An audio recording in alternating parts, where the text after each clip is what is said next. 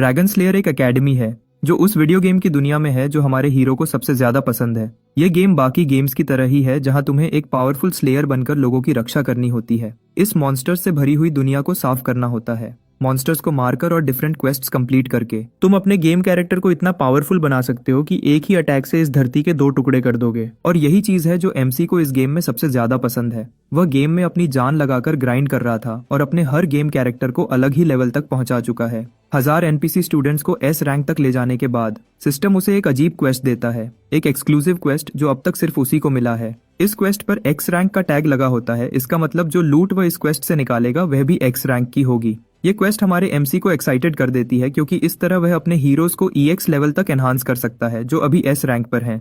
और उसके साथ साथ बाकी प्लेयर्स को भी लगता था कि एस रैंक हाईएस्ट होता है। जैसे ही क्वेस्ट शुरू करता है एमसी अचानक खुद को ड्रैगन स्लेयर एकेडमी गेम की वर्ल्ड में पाता है और बाकी सारी ट्रांसमाइग्रेशन स्टोरीज की तरह ये बंदा बिल्कुल भी शॉक्ड या कंफ्यूज नहीं होता कि वह इस डिजिटल वर्ल्ड में कैसे आ गया। जैसे गेम्स में खींच लिया जाना बस रोज की बात हो। वह अपनी स्टैट्स चेक करता है और अभी के लिए उसकी सारी स्टैट्स 0 ही होती हैं। न स्किल्स, न ट्रेड्स, न इक्विपमेंट, कुछ भी नहीं। फिर एक और सिस्टम मैसेज उसके सामने आता है। ट्रांसमाइग्रेशन की वजह से उसे कुछ खास और एक्सक्लूसिव ट्रेड्स दिए जाते हैं।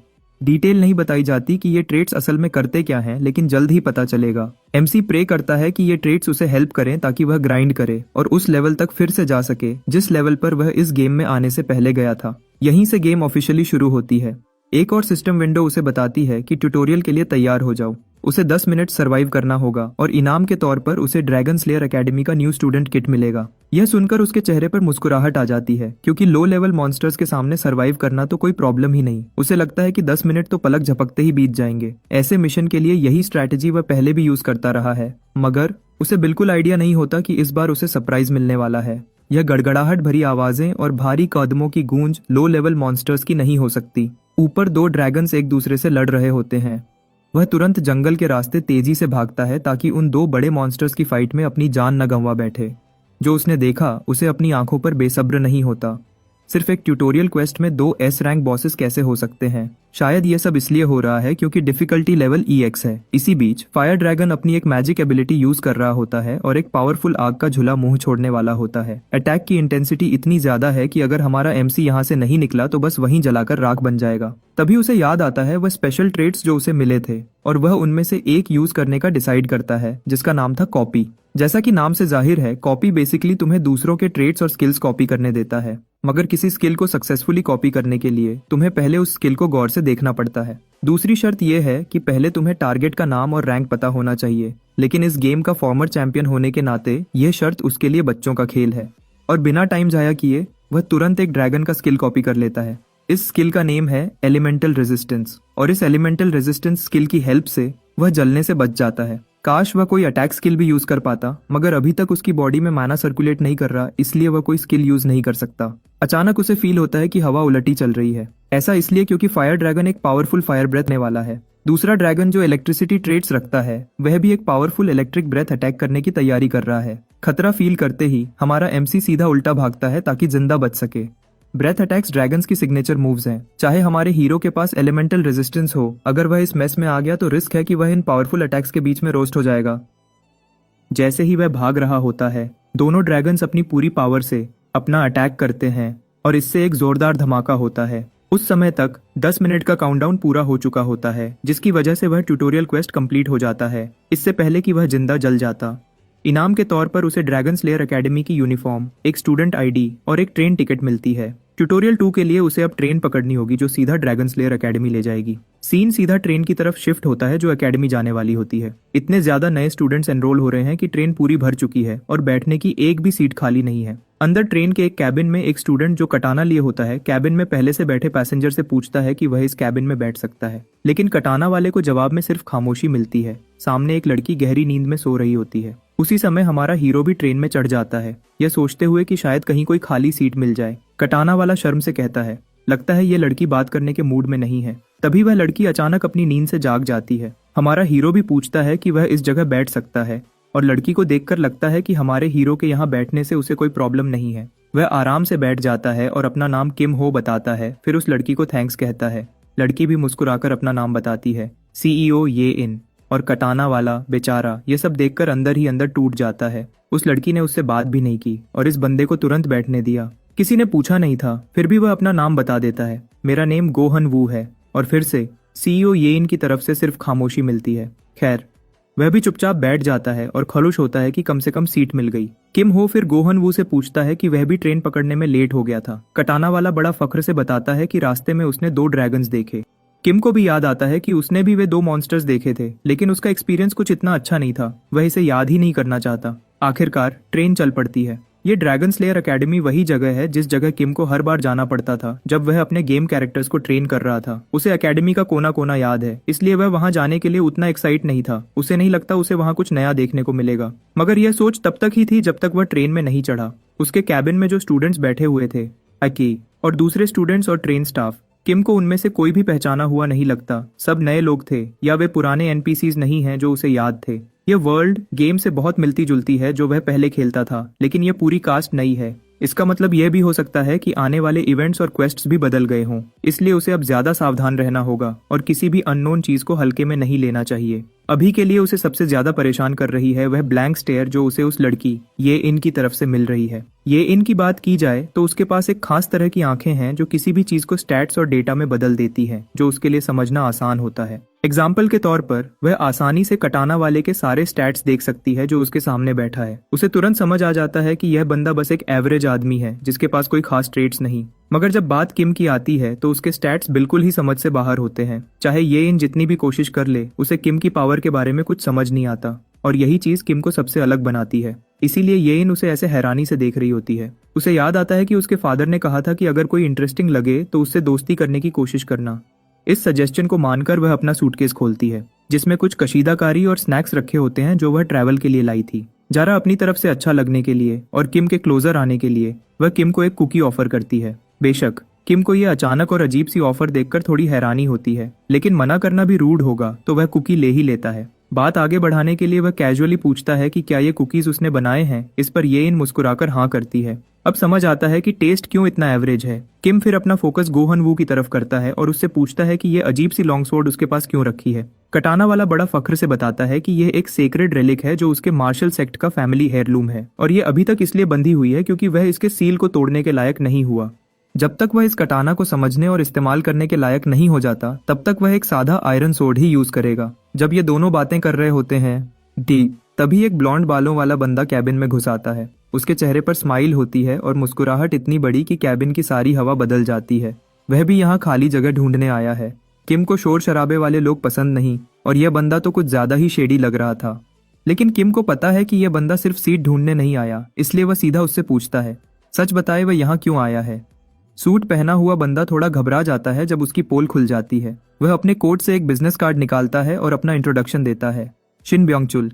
ये बंदा लोगों को एरन सर्विसेज बेचता है, साथ ही वो सारी चीजें जो एक आम इंसान को डेली यूज में चाहिए होती हैं। ब्लॉन्ड कहता है सही दाम दो और जो चाहिए वो ला दूंगा। किम को इस आदमी पर शक है, लेकिन ये स्नेक टाई वाला बंदा अपनी सर्विसेज की तारीफ करते रुकता नहीं। किम तो पहले ही देख चुका होता है कि ये बंदा कितना शेडी है। ये अपना इलीगल धंधा छुप छुपाकर चलाता है और अभी भी इस बंदे को अथॉरिटीज पीछे से पकड़ने के लिए ढूंढ रही होती है। बात करते हुए यह बंदा बार बार बाहर की तरफ देखता रहता है जैसे कोई उसके पीछे पड़ा हो। ब्लॉन्ड कहता है ऐसा नहीं है, वह किसी से छुप नहीं रहा, लेकिन देखकर साफ लग रहा है कि दाल में कुछ तो काला है। वह निकलने लगता है, लेकिन लगता है देर हो चुकी है। डिसिप्लिनरी कमेटी वहां इस बंदे को पकड़ने आ जाती है ताकि उसके खिलाफ एक्शन ले सके और ब्योंगचुल को अच्छी तरह समझ आ जाता है कि उसकी तो लग गई है। ये डिसिप्लिनरी कमेटी असल में स्टूडेंट्स की बनाई हुई एक कमेटी है जो एकेडमी के अंदर लॉ और ऑर्डर को संभालती है। हाँ, और इस गेम में तुम्हें ऐसा लगेगा जैसे इस कमेटी के पास सरकार से भी ज्यादा पावर है। ये लोग बिना टाइम वेस्ट किए अपनी अथॉरिटी दिखाते हुए इस ब्लॉन्ड से कहते हैं कि वह अपनी जगह से न हिले और अपनी सारी इलीगल चीजें सरेंडर कर दे। बेचारा ब्योंगचुल अपना बचाव करता है, बताता है कि उसका जुर्म इतना छोटा सा है, लेकिन उसे ऐसे ट्रीट किया जा रहा है जैसे वह कोई खूनी पागल सीरियल किलर हो। कमेटी की हेड तुरंत उस बेचारे को कोऑपरेट न करने पर एक पावरफुल इलेक्ट्रिक शॉक देती है। ये लड़की एक लाइटनिंग टाइप मेज है जो किम को बहुत यूनिक लगती है। आखिर लाइटनिंग टाइप मेजेस आम नहीं होते। बढ़िया बात यह है कि किम के पास अभी एक कॉपी स्किल स्लॉट खाली है, मतलब इस लड़की की स्किल को कॉपी करने का यह परफेक्ट चांस है। किम डिसाइड करता है कि इस बेकार सी कुकी को काम में लाया जाए। वह कुकी को नीचे गिरा देता है। लगता है किम कुकी गिराने का बहाना करके कुछ करेगा। इस बीच डिसिप्लिनरी कमेटी की लीडर ब्लॉन्ड को सबका सिखाने की प्लानिंग करती है। अब जब यह शेडी बंदा दोबारा कोऑपरेट करने से इनकार करता है तो उसके पास बस कोई रास्ता बचा। अब घी निकालने के लिए उंगली टेढ़ी करनी होगी। वह एक बिजली की चिड़िया हमिंगबर्ड के शेप का बोल्ट फेंकती है जो सीधा उस बेचारे के जिस्म को चीर देने के लिए आ रहा होता है और लगता है अब तो इस बंदे की वॉट लगने वाली है। तभी हमारा हीरो अपना हाथ आगे बढ़ाकर इस लाइटनिंग अटैक को पकड़ लेता है इससे पहले कि यह शिन को लग जाए। ये देखकर डिसिप्लिनरी वाली लड़की बिल्कुल हैरान रह जाती है। किम कैबिन से बाहर निकलते हुए कंप्लेन करता है कि इस कमिटी के हंगामे की वजह से उसकी प्यारी कुकी गिर गई। लड़की को समझ ही नहीं आता कि यह लड़का क्या बकवास कर रहा है, लेकिन किम जो चाहता था कर चुका है। उसने उस लड़की की lightning attribute magic skill copy कर ली होती है। इस स्किल का नेम है हमिंगबर्ड। हमारा हीरो दुख भरे अंदाज में कहता है कि उसकी सबसे प्यारी चीज एक कुकी बर्बाद हो गई और इस कुकी की मौत के रिस्पॉन्सिबल अनोइंग स्टूडेंट काउंसिल वाले हैं। काउंसिल का एक मेंबर किम की इस फिजूल बात सुनकर गुस्से में आ जाता है। कोरियन जैसा लगने वाला बंदा धमकी देता है कि वह किम को सीधा कर देगा। इस पर हुनवू भी अपनी तलवार की तरफ हाथ बढ़ाता है और कहता है कि अगर वह ऐसा चाहता है तो वह भी किसी से कम नहीं। और दोनों पार्टीज आपस में आंखें मिलाकर टेंशन बढ़ा देती हैं। देखते हैं पहला कौन हिलेगा। तब काउंसिल की लीडर अपने गौसेल मेंबर को रोक देती है और डिप्लोमेसी का रास्ता अपनाते हुए किम हो को उसकी इनवैल्यूएबल कुकी के नुकसान के बदले एक फ्री डिजर्ट कूपन देती है। किम इस डील से तुरंत खुश हो जाता है और ब्योंगचुल बेचारा वापस अकेला रह जाता है। सच तो यह है कि किम कभी उसे बचाने नहीं चाहता था। उसका असली मकसद सिर्फ लाइटनिंग स्किल कॉपी करना था और अब जब स्किल स्लॉट और ट्रेड स्लॉट दोनों भर चुके हैं तो भाई के पास सब कुछ है जो उसे चाहिए था। कुछ ही देर बाद काउंसिल की प्रेसिडेंट उस चीज को वापस ले लेती है जो ब्योंगचुल शायद चुरा कर लाया था। असल में वह एक विग थी जो उसने स्टेशन के किसी अटेंडेंट से चुरा ली थी। क्यों? क्योंकि ब्योंगचुल पैसे के पीछे पागल है और वह इस मैजिकल आर्टिफैक्ट को बेचकर पैसा कमाना चाहता था। किम भी मानता है कि इस सब में पूरी गलती ब्योंगचुल की थी। जाते जाते वह खूबसूरत लड़की हमारे बंदे को एडवाइस करती है कि अगर वो कोई प्रॉब्लम नहीं चाहता तो ब्योंगचुल और उसके स्कीम से दूर रहे। मगर किम को दूसरों की सुनने की आदत नहीं। वह समझता है कि यह सब वह खुद संभाल लेगा।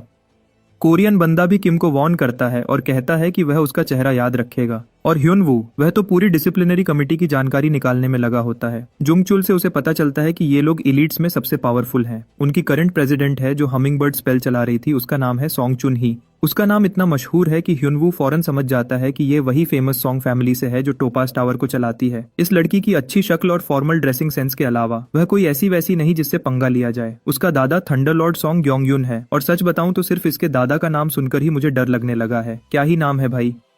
और जो लोग कमिटी लीडर के साथ घूम रहे थे वे भी कोई आम लोग नहीं। उनमें जो बियक है जो फिस्ट किंग का टॉप स्टूडेंट है, फिर हान सोमन है जो सोर्ड एम्प्रेस की डिसाइपल है और आखिर में ग्यूमयो हान जिसके काम में मजाक उड़ा रहा था। सच तो यह है कि वह गोल्डन लोटस पेविलियन का अकेला वारिस है। कमिटी वालों का छोटा सा इंट्रोडक्शन मिल जाने के बाद ब्योंगचुल को लगता है कि उसे अपने कैबिन में वापस जाना चाहिए। उसके चले जाने के बाद ह्युनवू क्यूरियोसिटी से किम की तरफ देखता है, उस कुकी वाली बात का सोचता है।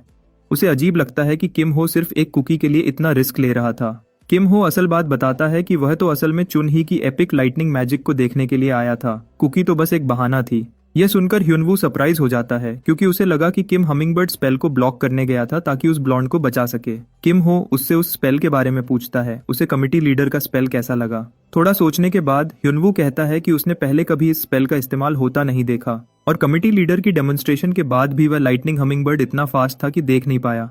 लेकिन लगता है वह अटैक किसी को हर्ट करने के लिए नहीं बना, सिर्फ स्टन करने के लिए है। किम उसकी बात सुनकर आधी बात से सहमत होता है और फिर बताता है कि इसे हमिंगबर्ड स्पेल क्यों कहते हैं। इसका इंस्पिरेशन असल में उस चिड़िया के यूनिक फ्लाइट पैटर्न से आता है। स्पेल कास्ट करते समय स्पेल की परफॉर्मेंस मेज की एबिलिटी पर डिपेंड करती है। चुन ही ने जो हमिंगबर्ड यूज की वह इंप्रेसिव थी, लेकिन उसे अभी और मेहनत की जरूरत है। अगर किम किसी प्रोफेशनल मेज के सामने होता तो वह हमिंगबर्ड कभी पकड़ नहीं सकता क्योंकि कास्टर आसानी से उसकी फ्लाइट पैटर्न बदल देता। मगर अजीब बात यह हुई कि उसने उस पैटर्न को चेंज ही नहीं किया और हमिंगबर्ड सीधा किम के हाथ में पकड़ा गया। इसका मतलब सिर्फ एक ही है, चुन ही को अभी भी अपनी एबिलिटी पर और काम करने की जरूरत है। इस समय ह्युनवू किम हो के इतने गहरे एनालिसिस और फैसिनेशन को देखकर सचमुच इंप्रेस हो जाता है। वैसे किम हो ने एक और ऑब्जर्वेशन की थी जब स्पेल कास्ट हुआ था। वह असेस करता है कि चुन ही सचमुच टैलेंटेड है क्योंकि वह एक ई रैंक एबिलिटी को डी रैंक की स्ट्रेंथ स्टैट के साथ चला रही है। इससे पता चलता है कि या तो उसके पास कोई बहुत स्ट्रॉन्ग ट्रेट है या फिर उसके अंदर बहुत सारा इंटरनल माना है। जो भी हो, किम को पूरा भरोसा है कि वह थंडर लॉर्ड की पोती होने के नाम को जरूर रोशन करेगी। वापस ह्युनवू पर आते हैं जो छोटी सी मीटिंग से हमारे हीरो का फैन और दोस्त बन गया है। किम हो को लगता है कि यह बंदा थोड़ा ओवर रिएक्ट कर रहा है, मगर ह्युनवू तो सचमुच सीरियस होता है और कहता है कि जब भी किम हो को उसकी मदद चाहिए होगी वह हमेशा उसके साथ खड़ा मिलेगा। इस जेस्चर को अप्रिशिएट करते हुए किम हो तुरंत डिसाइड करता है कि इस मौके का फायदा उठाए और उसे साथ चलने को कहता है। तब किम उससे एक सिल्वर कॉइन उधार मांग लेता है। अगले सीन में ये लोग किम हो के चुने हुए लोकेशन पर पहुंचते हैं, लेकिन unluckily machine out of order होती है। और हाँ, ये एक गैम्बलिंग मशीन है क्योंकि ये जगह पहले एक कसिनो हुआ करती थी। ह्युनवू को मशीन बिल्कुल टूटी फूटी और बेकार लगती है, मगर किम हो तो अपनी सारी जिंदगी की जमा पूंजी यानी वह एक ही कॉइन जो उसने ह्युनवू से उधार लिया था इस पर लगाने के लिए रेडी होता है। जब वह कॉइन मशीन में डालता है तो पहले कुछ भी नहीं होता, दोनों को लगता है कि यह सचमुच टूटी हुई है। मगर अचानक मशीन चल पड़ती है और एक हिडन इवेंट अनलॉक होता है जिसका नाम होता है ब्रोकन स्लॉट मशीन। किम हो को तो इस सब का पहले से पता था क्योंकि उसने गेम के हर अचीवमेंट अनलॉक किए हुए हैं। इस गोल्डन टिकट को यूज करते हुए हमारा हीरो लेवर खींचता है और रोल पर भरोसा करता है, मगर दोनों निशार हो जाते हैं। जो चीज उसे आखिर मिलती है वह सिर्फ एक पानी की बोतल होती है, न तो वुडन स्टिक ऑफ डिस्ट्रक्शन, न अनयील्डिंग फॉक सोर्ड और न ही वह सीक्रेट अमेरिकन टेक्निक जिसे अमेरिकन फार्मर शॉटगन कहते हैं। सिर्फ एक पानी की बोतल। ह्युनवू को समझ ही नहीं आता कि किम हो यहाँ क्या कर रहा है। तब किम जल्दी से बताता है कि जो वह कर रहे हैं वह असल में एकेडमी के रूल्स की सीधी सीधी खिलाफ थे, क्योंकि मशीन से कुछ भी लेना मना है।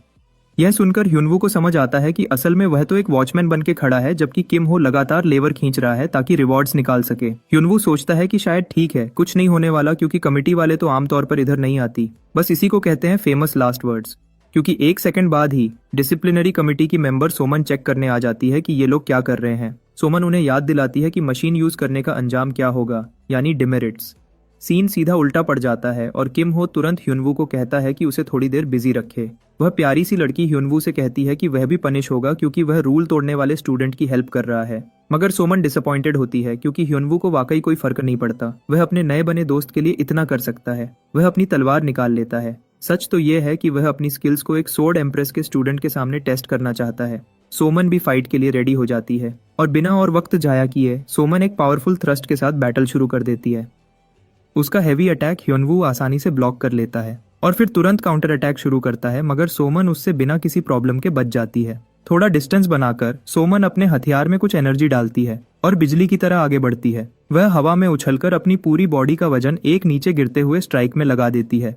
अटैक इतना भारी होता है कि ह्युनवू को दोनों हाथों से उसे रोकना पड़ता है। किम हो यह सब देखकर समझ जाता है कि ह्युनवू की सबसे बड़ी कमजोरी उसकी इंटरनल एनर्जी की कमी है, जो उसकी परफॉर्मेंस को रोक रही है। साथ ही हमारा एमसी ये भी नहीं चाहता कि सब कुछ जल्दी खत्म हो जाए, क्योंकि वह तो पूरी फाइट देखना चाहता है। इसी बीच वह सोर्ड की तरफ हाथ बढ़ाता है। किम हो एक एम्पलीफिकेशन स्पेल डालता है जो सोर्ड्समैन की मैजिक कोर को ग्रेड ई से सीधा ग्रेड सी तक बूस्ट कर देता है।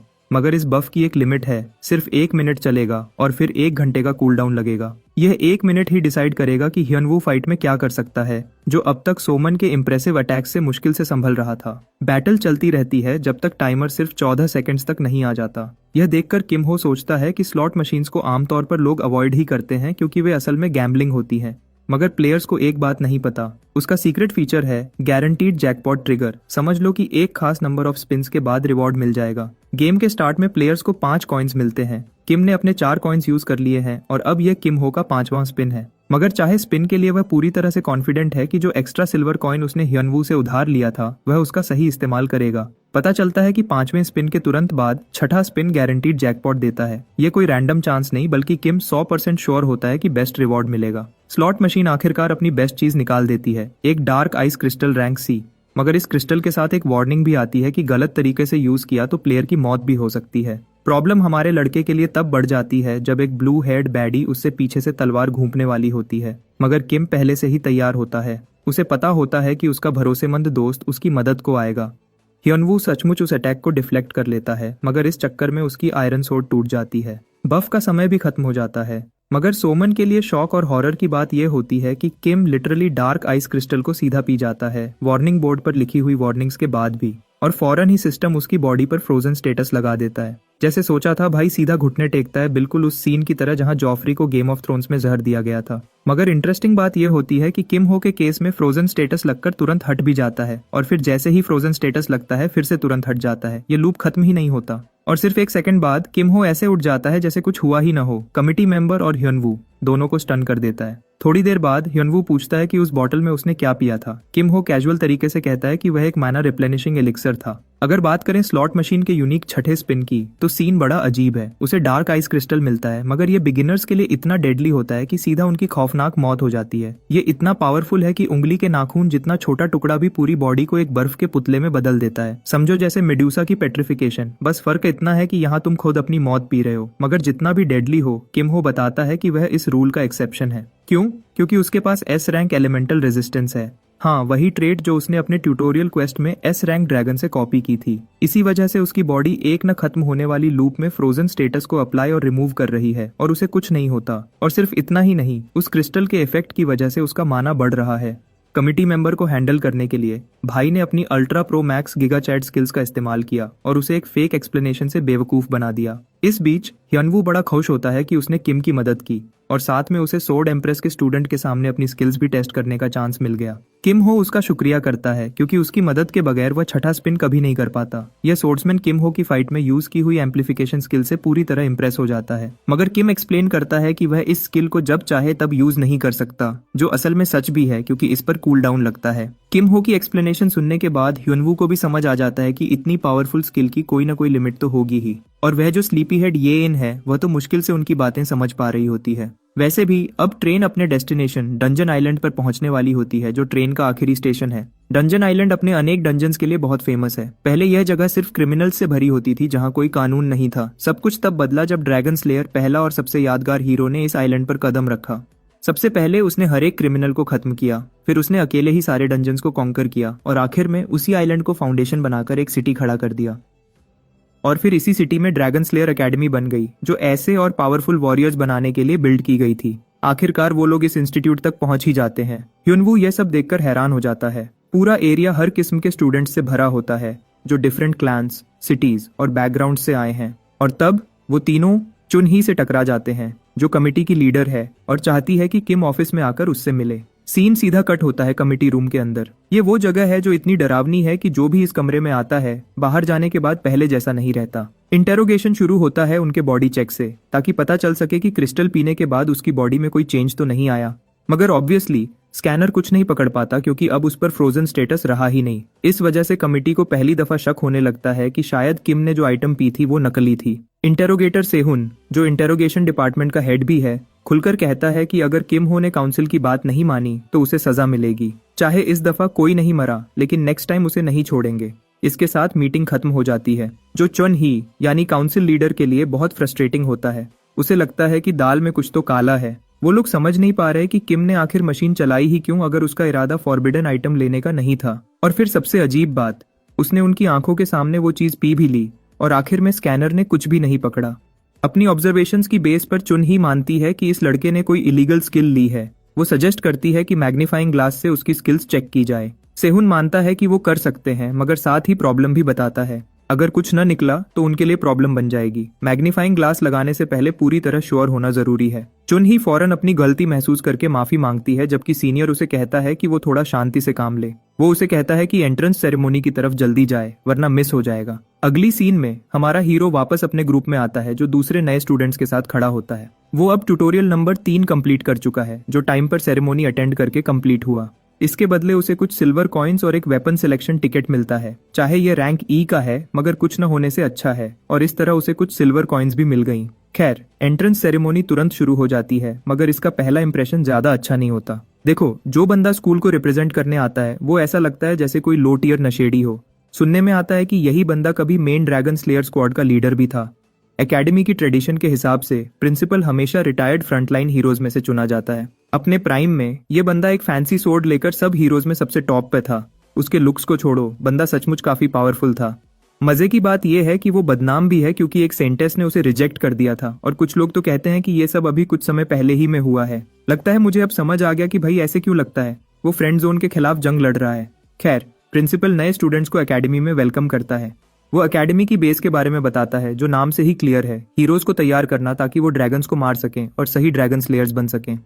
उनके जमाने के पहले हीरो ने वर्ड स्लेइंग पर बहुत जोर दिया था, ताकि हर स्टूडेंट समझ सके कि ड्रैगन स्लेयर बनना कितना इंपॉर्टेंट है। किम हो समझता है कि ये सब तो वेलकमिंग स्पीच होनी चाहिए, मगर भाई कसम से इतनी लंबी और बोरिंग स्पीच है कि आधे स्टूडेंट्स तो वहीं खड़े खड़े सो जाते हैं। मैं भी तुम्हारा टाइम बचाता हूँ और उन लंबे डायलॉग्स को स्किप कर देता हूँ। फिर वो पॉइंट आता है जब बंदा आखिरकार अपनी स्पीच खत्म करता है, अनाउंसमेंट खत्म हो जाती है और सिर्फ एक ही बंदा एक्साइटेड पपी की तरह लगता है, और वो है ह्यनवू, जो इस एक्सपीरियंस को मीनिंगफुल समझता है, जबकि कोई नॉर्मल इंसान जैसे हमारा एमसी इस बोरिंग स्पीच को मुश्किल से सह रहा था। लगता है ये सोर्ड्समैन अपने पुराने मास्टर के लेक्चर्स की वजह से ऐसी लंबी बकबक सुनने का आदी हो चुका है। खैर, सेरेमोनी का दूसरा स्टेज शुरू होता है, जहां स्टूडेंट्स को नए साल के फॉरबिडन आइटम्स की लिस्ट याद दिलाई जाती है। अगर उनके पास ये चीजें पाई गई तो उन्हें पनिशमेंट मिलेगी। इसके अलावा नए स्टूडेंट्स को एक डंजन के ग्राउंड लेवल में टेस्ट भी किया जाएगा ताकि फ्यूचर में किसी भी रिस्क को रोका जा सके। इंस्ट्रक्टर इस बात पर जोर देता है कि ये सब इसलिए है ताकि सबके लिए एनवायरनमेंट सेफ रहे और स्टूडेंट्स रूल्स फॉलो करें। इस तरह सेरेमोनी का आखिरी पॉइंट भी आ ही गया। स्टूडेंट्स अभी भी यकीन नहीं कर पा रहे कि वो मौत जैसी लंबी अनाउंसमेंट आखिर खत्म हो गई। और तुरंत ही ब्योंगचुल हमारे ट्रियो को ढूंढ लेता है और उन्हें खाने पर बुलाता है। वैसे लगता है इस बंदे ने कोई नया टैटू भी बनवा लिया है, शायद पीछे खड़ी क्यूट बीस्ट को तंग कर रहा होगा। ब्योंगचुल उन्हें सजेशन देता है कि अच्छे से खाओ, क्योंकि कल से जब पहली क्लास शुरू होगी उनकी जिंदगी बिल्कुल बदलने वाली है। उसी रात ह्युनवू और किम हो को बहुत खुशी होती है ये जानकर कि उनके दोनों का रूम साथ साथ है। किम तुरंत अंदर जाता है ताकि आराम से सेट हो सके मगर अभी वो खुद को नींद की मिठास में खो जाने नहीं देता। उसकी जगह वो अपने बेड पर बैठकर मेडिटेशन स्टांस में चला जाता है। पूरा फोकस माना इकट्ठा करने और कोर बनाने पर लगाता है। अब समय आ गया है पावर इंजन के कॉन्सेप्ट को समझा जाए। किसी भी माना स्किल को इस्तेमाल करने के लिए कोर बनाना जरूरी होता है। असल में किम ने कभी पहले कोर बनाया ही नहीं, मगर क्योंकि उसने ये गेम कई बार खेला है वो इसका थ्योरी पार्ट बहुत अच्छे से जानता है। प्लस वो पहले एक डार्क आइस क्रिस्टल को अपने माना से इम्ब्यू कर चुका है, जो उसके लिए एक बड़ा प्लस पॉइंट है। सीन ह्युनवू पे कट होता है, जो भी मेडिटेशन पोजीशन में बैठा है। वो अपनी लड़ाई का एनालिसिस करता है जो उसकी सोमन के साथ हुई थी। ये लड़की उसकी असल राइवल रही है। हालांकि दोनों ने अपनी पावर का अच्छा खासा हिस्सा रोक के रखा था। असल मैच होता तो रिजल्ट डिफरेंट होता।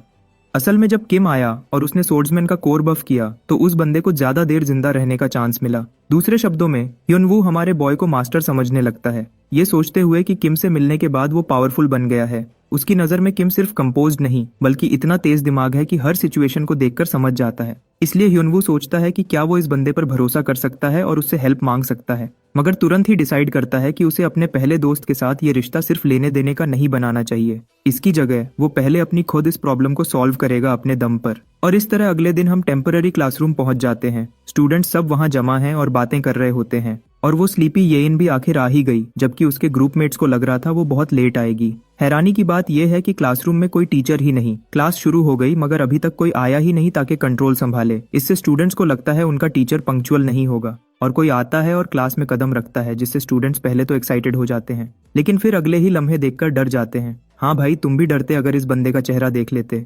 बिल्कुल जेल से भागा सीरियल किलर लग रहा है। टीचर अपना इंट्रोडक्शन देता है कि वो उनका होमरूम टीचर ली सुदाक है। तुरंत ही वो एक स्टूडेंट को बुलाता है कि सबको उसका मशहूर नाम बताए। डर से कांप रही लड़की जल्दी से कह देती है कि वो विलन हंटर के नाम से मशहूर है। फिर गलती से उसे ह्यूमन बुचर बोल बैठी, जो उसका दूसरा निकनेम है। इस बीच किम सिचुएशन को समझने की कोशिश करता है। थोड़ा जूम आउट करें और एकेडमी के वर्ल्ड पर फोकस करें। ये जगह वो स्ट्रॉन्ग होल्ड है जहाँ कई एस रैंक हीरोज बनते हैं जो अपनी लिमिट्स तोड़ देते हैं, मगर उनमें से कुछ बुरे लोग भी निकल आते हैं जो अपनी इच्छाओं को पूरा करने के लिए विलेंस बन जाते हैं। सुदक, उनका टीचर, असल में ऐसा हंटर है जो ऐसे लोगों को मारने का काम दिया गया है। दूसरे शब्दों में ये बंदा ऑरा की चलती फिरती मिसाल है, क्योंकि ये मजे से डेंजरस एस रैंकर्स की धुनाई करता है। उसका नाम इसलिए फेमस है क्योंकि वो ज्यादा विलेंस को पकड़ता नहीं, सीधा मार देता है। सुदक साफ बताता है कि उसने कभी टीचर बनना नहीं चाहा था, ये सब प्रिंसिपल की जिद पर किया। ये ऐसा बंदा है जिससे कोई पंगा नहीं लेना चाहता, और अब ये टीचिंग के काम को भी वैसे ही परफेक्ट बनाना चाहता है जैसे वो विलेंस को डील करता है। बंदा परफेक्शन का इतना भूखा है कि सीधा स्टूडेंट्स को धमकी दे देता है। अगर उन्होंने उसके एग्जाम्स फेल किए तो वो उनकी जान ले लेगा। क्या पीक की मोटिवेशन है? लिटरली जान बचाने के लिए पास होना होगा, लेकिन मेरे जैसे दीवट कोई नहीं है। अगर मुझे ऐसी धमकी दोगे तो सीधा 2 दिन पढ़ लूं।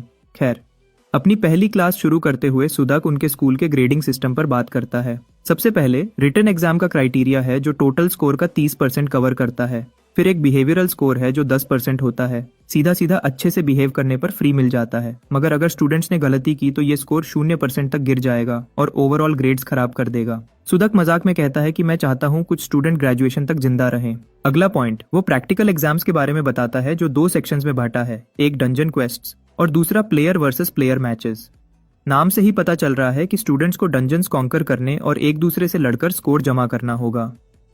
इस प्लेसमेंट एग्जाम का रैंकिंग सीधा सीधा बाकी स्टूडेंट्स से कंपेयर करके दिया जाएगा। सीधी बात यह है कि 3 सेक्शंस मिलकर टोटल 90% स्कोर बनाएंगे और बचा हुआ 10% उनके एटीट्यूड या फिर कहो बिहेवियर पर डिपेंड करेगा। इस तरह मिलाकर ओवरऑल इवैल्यूएशन 100% कंप्लीट हो जाता है। जैसे ही सुदक ने यह सब समझा दिया, बिना समय जाया किए टीचर सीधा उन फ्रेशमैन को अरीना ले जाता है। वहां पहले से ही कई मैचेस हो रहे हैं। याद है कल ब्योंगचुल कितना एक्साइटेड दिख रहा था और कह रहा था कि कल से उनकी लाइफ टफ होने वाली है। शायद वो इन्हीं प्लेयर वर्सेस प्लेयर मैचेस की बात कर रहा था। इन मैचेस के रूल्स बदलते रहते हैं। इस दफा के इवेंट के लिए रूल को डेथ मैच बोला गया है, लेकिन असल में इसका मतलब ये नहीं कि कोई सचमुच मार जाएगा। बस इतना है कि फाइट तब तक चलेगी जब तक किसी एक की हेल्थ बार 0 नहीं हो जाती या वो लड़ने के लायक नहीं रहता। सरेंडर भी किया जा सकता है और हर बैटल का टाइम लिमिट 5 मिनट का रखा गया है। अगर किसी ने फाइट खत्म नहीं की तो या तो मैच ड्रॉ हो जाएगा या फिर जज डिसाइड करेगा कौन जीता है। ब्योंगचुल बताता है कि हर बंदे को 3 रैंडम ओपोनेंट से लड़ना पड़ेगा और हर जीत पर 300 पॉइंट्स मिलेंगे। अब क्वेश्चन ये उठता है कि अगर कोई हारे या मैच ड्रॉ हो तो क्या नुकसान होगा। किम तुरंत बताता है कि कोई नेगेटिव मार्किंग नहीं है, लेकिन पार्टिसिपेशन के लिए भी कुछ नहीं मिलने वाला। तभी अचानक एक सिस्टम नोटिफिकेशन पॉप होता है। इस नोटिफिकेशन में उसे एक सबक्वेस्ट दिया जाता है प्लेसमेंट एग्जाम के लिए। उसे एग्जाम में पार्टिसिपेट करके कम से कम एक एवरेज रिजल्ट लाना जरूरी है, यानी एक ओपोनेंट को हराना। अगर वो क्वेस्ट कंप्लीट कर लेता है तो उसे एक एक्स्ट्रा कॉपी स्लॉट मिलेगा। किम की नज़र में तो ये बहुत ही इजी क्वेस्ट है, क्योंकि एक जीत और डंजन में एवरेज परफॉर्मेंस मिल जाएगी। मगर सबसे इंपॉर्टेंट चीज, इस कंपटीशन की वजह से वो दूसरे स्टूडेंट्स की स्किल्स देख सकता है। यहीं उसे कुछ एक्सेप्शनल टैलेंट नजर आ सकता है जिसे वो फ्यूचर में रिक्रूट करके एक्स लेवल हीरोज बना सकता है। और अगर कोई ऐसा टैलेंट नहीं भी मिला तो भी वो उनके ट्रेड्स या स्किल्स कॉपी करके अपना फायदा निकाल लेगा। कुछ ही टाइम के बाद अनाउंसर किम हो का नाम उसके ओपोनेंट के साथ बुलाता है कि वो बैटलफील्ड पर आई। वो तुरंत देखता है कि उसका सामना एक खूबसूरत स्कारलेट बालों वाली लड़की से है जो रूबी टावर को रिप्रेजेंट करती है। ये लोग फ्लेम मैजिक में एक्सपर्ट हैं और अपनी हाई डैमेज फायर पावर के लिए मशहूर हैं। इसी वजह से किम हो को भी गेम में रूबी टावर वालों के कैरेक्टर से खेलना बहुत पसंद था। लेकिन अभी तो ये लड़की उसके आने वाले 5 मिनट की सिर्फ एक टेस्ट सब्जेक्ट बनने वाली है। उस लड़की को थोड़ा डिसअपॉइंटमेंट होता है कि उसका सामना किसी ऐसे बंदे से है जो फेमस नहीं है। उसके लिए तो ये सिर्फ एक बेकार सा नोबडी है। और सिर्फ ये ही नहीं, किम हो एक बेकार अर्थ स्टाफ ले आया है जो असल में देखा जाए तो किसी बूढ़े आदमी की लाठी लग रही है। उस लड़की को ये बेइज्जती लगती है कि उसका ओपोनेंट इतना पैथेटिक ई रैंक स्टाफ लेकर आया। ऑब्जर्वेशन से वो ये कंक्लूड करती है कि वो डेफिनेटली एमरल्ड टावर का नहीं, मतलब अर्थ स्पेशलिस्ट मेज भी नहीं। इससे वो ये सोचती है कि शायद उसका प्लान सिर्फ सपोर्ट मैजिक चलाना होगा। वो सोच रही होती है कि किम स्टाफ को कैसे यूज करेगा कि उनका फाइट तुरंत शुरू हो जाता है।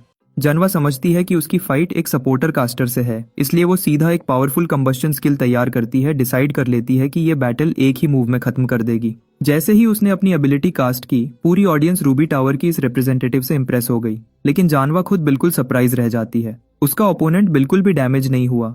वो एक 1 हिट किल एक्सपेक्ट नहीं कर रही थी, मगर ये कि उसके अटैक ने जरा सा भी नुकसान नहीं पहुंचाया, ये बिल्कुल अजीब था। जैसे ही धुआं हटा, हमारा हीरो एक स्माइल के साथ उसके कंफ्यूज्ड फेस को देखता है। फाइट शुरू है और जानवा पहले ही से नर्वस हो जाती है। सोचती है कि उसका अटैक क्यों फेल हो गया, शायद उसके ओपोनेंट ने डिस्पेल एबिलिटी यूज की है। वो फौरन स्ट्रेटेजी बदलती है और एक ऐसा स्पेल यूज करती है जो डिस्पेल से भी नहीं रोका जा सकता। इस दफा वो चारों तरफ एक एक्सप्लोजिव फ्लेम का कॉलम बना देती है ताकि किम हो किसी भी तरह बच ना सके।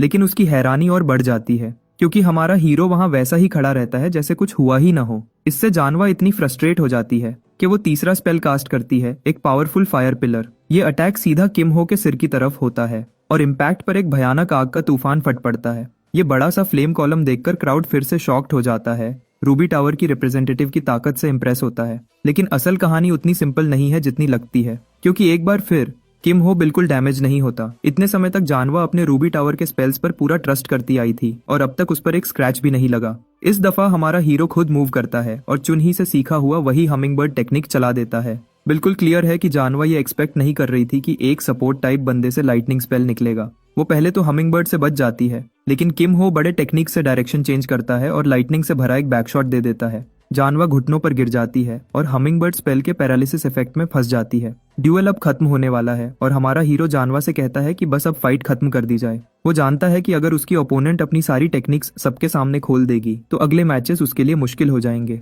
उसकी ये बात सुनकर जानवा आखिर हार मान जाती है। इससे क्राउड पूरी तरह से शॉक हो जाता है। उनकी एक्सपेक्टेशंस बिल्कुल उलट गईं, जैसे गेम ऑफ थ्रोन्स की वो घटिया एंडिंग। खैर, किम हो सोचता है कि वो पहले ही मैच में इतना फोकस कर रहा है। वो डिसाइड करता है कि अगले मैचेस में वो और भी ज्यादा अच्छा परफॉर्म करेगा। अभी वो ये सोच ही रहा होता है कि उसका नाम दोबारा बुला लिया जाता है बिना कोई आराम दिए, और इस दफा उसकी ओपोनेंट है चुनही। ये वही स्टाइलिश और घमंड से भरी लड़की फर्स्ट ईयर डिसिप्लिनरी कमेटी की हेड है। उसका ऑरा दिख रहा है, लेकिन सबसे इम्पोर्टेंट ये है कि उसका किम हो के साथ एक पर्सनल इशू है। हमारा हीरो उसे कुछ समय तक देखता है और सिर्फ उसका प्लान खराब करने के लिए वो फाइट शुरू होने से पहले ही सरेंडर कर देता है। सुदाक उसे हार मानते देखकर बिल्कुल शॉक रह जाता है।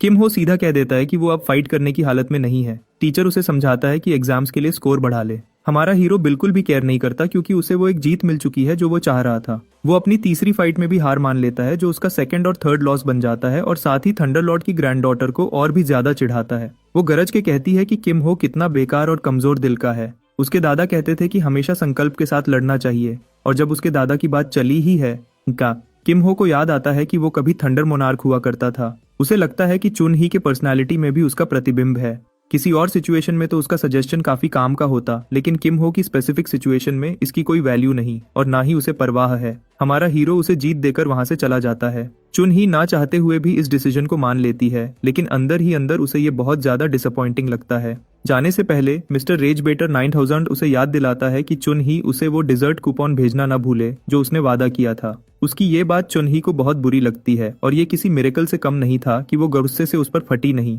मगर उसके अगले ओपोनेंट की शायद किस्मत खराब थी। यांग जी होंग बड़े मजे से अरीना में आता है, इस आशा में कि टोपास टावर के किसी बंदे से जबरदस्त मुकाबला करेगा। उसे क्या पता था कि लेडी लाइटनिंग इतने बुरे मूड में है। रिजल्ट, अरे भाई वो तो उसे सीधा ज्यूस की तरह लाइटनिंग से उड़ा देती है और पहली ही सेकंड में फाइट खत्म। उसका ओपोनेंट जल गया, जिस्म पर बुरी तरह जलने के निशान पड़ गए। ये सब देखकर ब्योंगचुल की नजर में चुन ही का ऑरा और भी डेंजरस हो जाता है, जो समझता है कि किम हो ने बेस्ट डिसीजन लिया था और फाइट शुरू होने से पहले ही हार मान ली। क्या सबको मजा आया? ये कहकर चुन ही उसे ऐसी आंखों से घूरती है जैसे बॉम्बास्टिक साइड आई देने वाली हो। ब्योंगचुल ये इग्नोर नहीं कर पाता, मगर हमारे हीरो को तो कोई फर्क ही नहीं पड़ता, या फिर इतना मूर्ख है कि समझता ही नहीं। बस इम्प्रेस्ड होता है कि थंडरलॉर्ड की ग्रैंड डॉटर ने कितनी धमाकेदार फाइट की। दूसरी तरफ बाकी ऑडियंस किम हो से तंग आ गई है कि उसने अपनी दूसरी और तीसरी फाइट में हार मान ली। अब लोग सोच रहे हैं कि बस उसकी लक अच्छी थी जो जानवा से बच गया, और ये वही इमेज है जो किम हो चाहता है। तो जब लोग इस तरह की बकवास करते हैं तो वो एक्चुअली उसके लिए फायदा का ही काम करती है। खैर, चुन ही अपनी तीसरी और आखिरी फाइट के लिए तैयार हो जाती है, मगर इस दफा उसका सामना होता है खूबसूरत एसईओ येइन से, जो कोरियन जॉन विक की बेटी के नाम से भी जानी जाती है। हर किसी को हैरानी होती है कि येइन एक गन ड्यूलिस्ट निकली।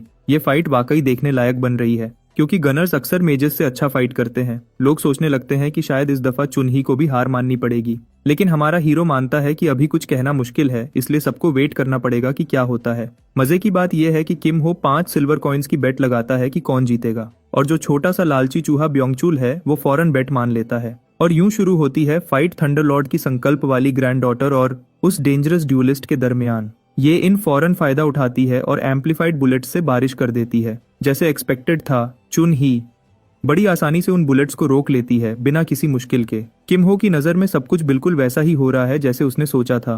किम हो को पूरी तरह यकीन था कि चुन ही का माना कंट्रोल अनुपम है। उसने फौरन कई हमिंग बर्ड स्पेल्स बना दिए। वो बिजली से चमकते छोटे बर्ड्स सीधा येइन की तरफ बढ़ने लगते हैं, जबकि वो अभी भी बुलेट्स फायर कर रही होती है। गनर दोनों बर्ड्स से बचने में कामयाब हो जाती है, लेकिन बिल्कुल किम हो की तरह चुन ही भी बर्ड्स की स्पीड और डायरेक्शन को बदलकर दोबारा वार करती है। इस दफा वो येइन को पीछे से घेर लेते हैं। एक बर्ड उसके चेहरे के पास से गुजर के उसे जोर से रगड़ देता है। येइन तुरंत ग्राउंड पर गिर जाती है स्टन इफेक्ट की वजह से। ये सीधा हिट तो नहीं था, वरना लड़ाई वहीं खत्म हो जाती। किम हो दिल में सोचता है कि इससे येइन की मूवमेंट जरूर स्लो हो गई है। पहला बर्ड उसे डैमेज करता है और अब ये तो तय है कि वो अगले अटैक में खुद को नहीं बचा पाएगी। सब कुछ बिल्कुल वैसा ही हो रहा है जैसे किम हो ने सोचा था। चुन ही की जीत पक्की लगती है, मगर फिर एक नया ट्विस्ट आ जाता है। बैडास येइन अचानक एक स्मोक ग्रेनेड फेंक देती है जो उसकी ओपोनेंट को कंफ्यूज कर दे।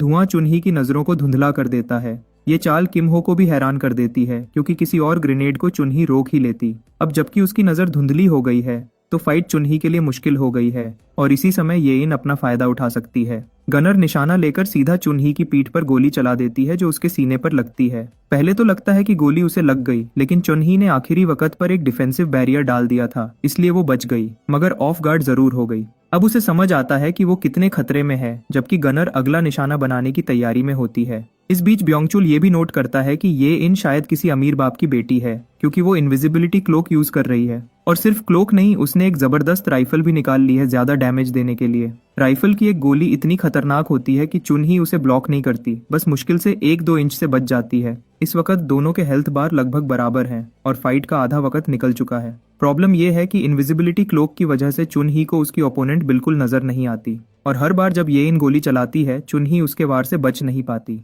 गनर उस पर फिर से पीछे से अटैक करती है, मगर इस बार चुन ही ने अपने बैरियर की मदद से एक न्यू स्ट्रैटेजी तैयार की। वो बुलेट के माना रिपल को ट्रैक करती है जो उसे येइन के एग्जैक्ट पोजीशन तक ले जाता है। उस थोड़ी सी देर में चुन ही पूरी ताकत से जमीन पर बिजली छोड़ देती है। बिजली जमीन पर फैलती हुई येइन तक पहुंचती है जो उछलकर बचने की कोशिश करती है। वो इनिशियल अटैक से बच जाती है, लेकिन चुन ही ने अब उसे लॉक कर लिया है। अब गनर हवा में है और अगली अटैक नहीं बचा पाएगी। हमिंगबर्ड सीधा येइन की तरफ जाता है और इस बार सीधा हिट करता है, उसे स्टन कर देता है। चुनही के बैड लक की वजह से जैसे ही अटैक कनेक्ट होता है, फाइट का टाइम खत्म हो जाता है। ये इन जमीन पर गिर जाती है। हेल्थ बार चुनही से कम होती है, मगर मैच ऑफिशियली ओवर है। ब्योंगचुल हैरानी से मुंह खोले रहता है, जबकि किम हो अपसेट हो जाता है, जैसे उसके लिए ये सब एक्सपेक्टेड था। किम हो कमिटी लीडर चुनही की स्किल्स देखकर आराम से कह सकता है कि कोई भी उसे हरा नहीं सकता, और डिफॉल्ट रूल के मुताबिक क्योंकि चुनही की हेल्थ ज्यादा थी, इसलिए जीत उसके नाम हुई। साथ ही उसे ये इन की कैपेबिलिटीज भी काफी इंप्रेसिव लगती हैं, जो इतनी देर तक टिक गई। वहां दूसरी तरफ बेचारा ब्योंगचुल अपनी बैट हार जाता है और चुपचाप सिक्के किम हो को दे देता है, लेकिन उसका बैट लगाने का बुखार उतरता ही नहीं। फौरन कहता है कि अगली बैट से पैसा वापस कमा लेगा। किम हो समझ जाता है कि ये बंदा तो जुए का आदी है, इसलिए उसकी ऑफर सीधा मना कर देता है। अरीना में अब एक और रोशनी सी चमकती है जब ह्योनवू आता है। वो आज अपनी फाइट करने आया है। इस दफा उसका सामना है फिस्ट किंग के डिसाइपल जो बियक से। ये फाइट देखने में वाकई इंटरेस्टिंग लग रही है। किम हो इस बेट को मान लेता है और कहता है कि फिस्ट किंग का डिसाइपल ही जीतेगा। ब्योंगचुल को लगता है कि किम हो कितना निर्दयी है, अपने दोस्तों के लिए ऐसा बोल रहा है, मगर किम हो बस सच बोल रहा होता है। ब्योंगचुल को किम हो की बात समझ नहीं आती। किम हो स्माइल करके कहता है कि अब उसे जल्दी ही सब समझ आ जाएगा। अब चलते हैं ह्योनवू की तरफ, जो जानता है कि उसका दोस्त उसे देख रहा है, इसलिए वो सोचता है कि इस फाइट में अपनी पूरी स्किल दिखाएगा, चाहे कितनी मुश्किल क्यों न हो। वो अपनी आयरन सोर्ड निकालता है। बियक हैरान होता है कि ह्योनवू अपनी तलवार क्यों नहीं यूज करता, मगर ह्योनवू जानता है कि अभी वो उसके लायक नहीं है। फिस्ट किंग के डिसाइपल को इस बात से कोई फर्क नहीं पड़ता, वो तो वैसे भी अपना बेस्ट देने आया है। दोनों अपनी बैटल स्टांस ले लेते हैं और फाइट शुरू हो जाती है। बियक पहली अटैक करता है और सोर्ड्समैन के पहले स्लैश को आसानी से डॉज कर लेता है। वो फौरन पोजीशन लेकर एक आग सी भरी पंच मारने जाता है। ह्योनवू भी मान जाता है कि इस बंदे की मूवमेंट्स बहुत ही टॉप लेवल हैं। वैसे उसका पंच इतना हैवी था कि ह्योनवू को पंच ब्लॉक करने के बाद भी उसका इफेक्ट फील होता है, जिसके इम्पैक्ट से उसका पूरा जिस्म हवा में उड़ जाता है। ह्योनवू अच्छी तरह समझ जाता है कि इस फाइट की सिचुएशन बहुत खतरनाक है। ऐसे सिंपल अटैक्स इस बंदे पर नहीं चलने वाले। उधर बियक सीधा एक और टॉर्पीडो की तरह उस पर टूट पड़ता है, जबकि सोर्ड्समैन डिसाइड करता है कि अब ये फाइट एक ही मूव में खत्म करनी है और अपनी clear stream sword technique unleash करता है। वो बियक के पंचेस का सामना करता है, मगर अफसोस असल जिंदगी डिसअपॉइंटमेंट से भरी है और उसकी ब्लेड टकराकर टूट जाती है। अब तलवार के बिना सोर्ड्समैन, या कह लो सोर्डलेस मैन, सीधा डिफीट एक्सेप्ट कर लेता है। हाँ, उसने छोटा सा कट जरूर डाला बियक के कंधे पर, जो कि उनकी अगली फाइट का इंतजार करता है। फाइट एग्जैक्टली वैसी ही खत्म होती है जैसे किम हो ने कहा था, क्योंकि आयरन सोर्ड सचमुच बहुत वीक है ह्योनवू की लेवल की स्किल्स के लिए। यही पहली चीज थी जो किम हो के दिमाग में आई थी जब ट्रेन में इस बंदे को लड़ते देखा था, जैसे ह्योनवू को कोई एडिक्शन हो आयरन सोर्ड्स तोड़ने की हर फाइट में। ब्योंगचुल बेचारा फिर से दुखी हो जाता है और हमारा हीरो उसे आराम से इग्नोर कर देता है। अब किम हो अपना पैसा मांगता है क्योंकि ब्योंगचुल के पास सिल्वर कॉइन सब खत्म होने को हैं। किम हो उसे एक और ऑप्शन देता है कि कोई और तरीका निकाल ले। इस बार वो चाहता है कि ब्योंगचुल उसे अच्छा खासा टाइम देकर पेमेंट करे। थोड़ी देर बाद लंच टाइम पर तीनों मिलके बैठे होते हैं, क्योंकि अनाउंसर ने बता दिया था कि ब्रेक के बाद एक रेड प्लेसमेंट एग्जाम होने वाला है, तो तीनों इंटरेस्टिंग डिस्कशन में घुल जाते हैं। हमारे बॉय की तो तबीयत ही खराब हो रही है देख के कि ये नम्सकल बुंगचुल कितनी स्लो स्पीड से सैंडविच चबा रहा है। आखिर बुंगचुल सैंडविच लपेट के कहता है क्या चाहिए। तब किम हो सीधा पूछता है कि सब फैक्शंस के टॉप परफॉर्मर्स कौन है। बुंगचुल बिना किसी टेंशन के सब बताता है, क्योंकि उसके लिए ये इन्फो कोई बड़ी बात ही नहीं। चलो अब सुनो उन 4 बड़े फैक्शंस के बारे में। स्टूडेंट काउंसिल तो अलग ही ऑफिशियल बॉडी है एकेडमी की, मगर इसके अलावा 4 बड़े फैक्शंस हैं, Marim alliance, guild federation, magic tower society और नाइट्स ऑर्डर। सच बोलो तो ये तो 4 अलग मानवा यूनिवर्सिटीज को एक ही स्कूल में घुसा दिया है। हर फैक्शन के लीडर की बात करें तो पहले आता है सोर्ड सेंट का शानदार ग्रैंडसन मो योंगजुन, जो मरिम अलायंस को लीड करता है। फिर रूबी टावर की रिप्रेजेंटेटिव होंग योनवा, जो मैजिक टावर सोसाइटी की कमांडर है। हाँ, वही जो किम हो के सामने फाइट में बेचारी कुछ कर ही नहीं पाई थी, असल में अपनी सोसाइटी की बहुत प्रोमिनेंट मेंबर है। तीसरे नंबर पे है गिल्ड फेडरेशन की ड्रूइड पार्क नारी, जो अपनी टाइगर स्ट्राइप्ड बिल्ली की वजह से फेमस है। वैसे कहते हैं उसके ग्रुप में एक और मेंबर है जो अपनी ताकत छुपा के रखता है। और आखिर में है सोर्ड मास्टर का बेटा। देखा, ये लिटरल मानवा टाइटल लगता है, जैसे जिन रन कैंडल इस यूनिवर्स में रीइंकारनेट हो गया हो। ये ली संग यून है जो नाइट्स ऑर्डर का लीडर है। ये लाइनअप वाकई इंप्रेसिव है। बंगचुल की लिस्ट सुनकर तो किम हो भी मानता है। अचानक उन्हें याद आता है कि ह्योनवू तो नजर ही नहीं आ रहा। ब्योंगचुल को क्लब प्रेसिडेंट याद आता है और वो किम हो को छोड़ के फौरन गुस्से में उठ के चला जाता है। अब उसके जाने के बाद किम हो बस यायन के साथ अकेला रह जाता है। किम हो को लगता है ये लड़की बहुत ही अकेली है। उसकी हालत पे उसे हल्का सा अफसोस भी होता है, तो वो उससे बात करने की कोशिश करता है उस कुकी के बारे में जो यायन ने उसे दिया था। वो कहता है कि चुनही से उसे एक कूपन मिला था, तो अब वो खुशी से उस कुकी का बदला ट्रीट देकर चुका सकता है। कूपन से एक जबरदस्त ब्लूबेरी केक समन हो जाता है और यायन खुशी से उसके साथ केक खाने लगती है। केक खाते वक्त यायन उससे पूछती है कि चुनही के साथ उसके ड्यूएल पे उसका क्या ओपिनियन है और क्यों वो समझता है कि वो हार गई। किम हो सीधा बोलता है कि नॉर्मल मैना बुलेट्स से तो मैना बैरियर्स पेनेट्रेट ही नहीं होते, इसलिए अगर सामने वाला मेज हाई माना पूल वाला हो तो उसे जीतना मुश्किल है। साथ ही किम हो ये भी मानता है कि अगर यायन अपनी बुलेट्स को एम्पलीफाई करना सीख ले तो गेम ही पलट जाएगा। मगर गनर को माना ट्रेन करने का कोई चार्म ही समझ नहीं आता और किम हो को तो तब और शौक होता है जब उसे पता चलता है कि यायन ने कभी माना ट्रेनिंग की ही नहीं। वो हैरान होकर पूछता है कि फिर वो मैना बुलेट्स कैसे बनाती है और यायन बस कंफ्यूज्ड सी देखती है। उसका जवाब सुन के किम और क्यूरियस होता है और कहता है क्या उसने कभी मैजिक बुलेट स्किल ट्रेन की है, लेकिन यायन सीधा मना कर देती है कि उसने तो कभी सीखा ही नहीं। ये सुनकर किम पूरी तरह हिल जाता है।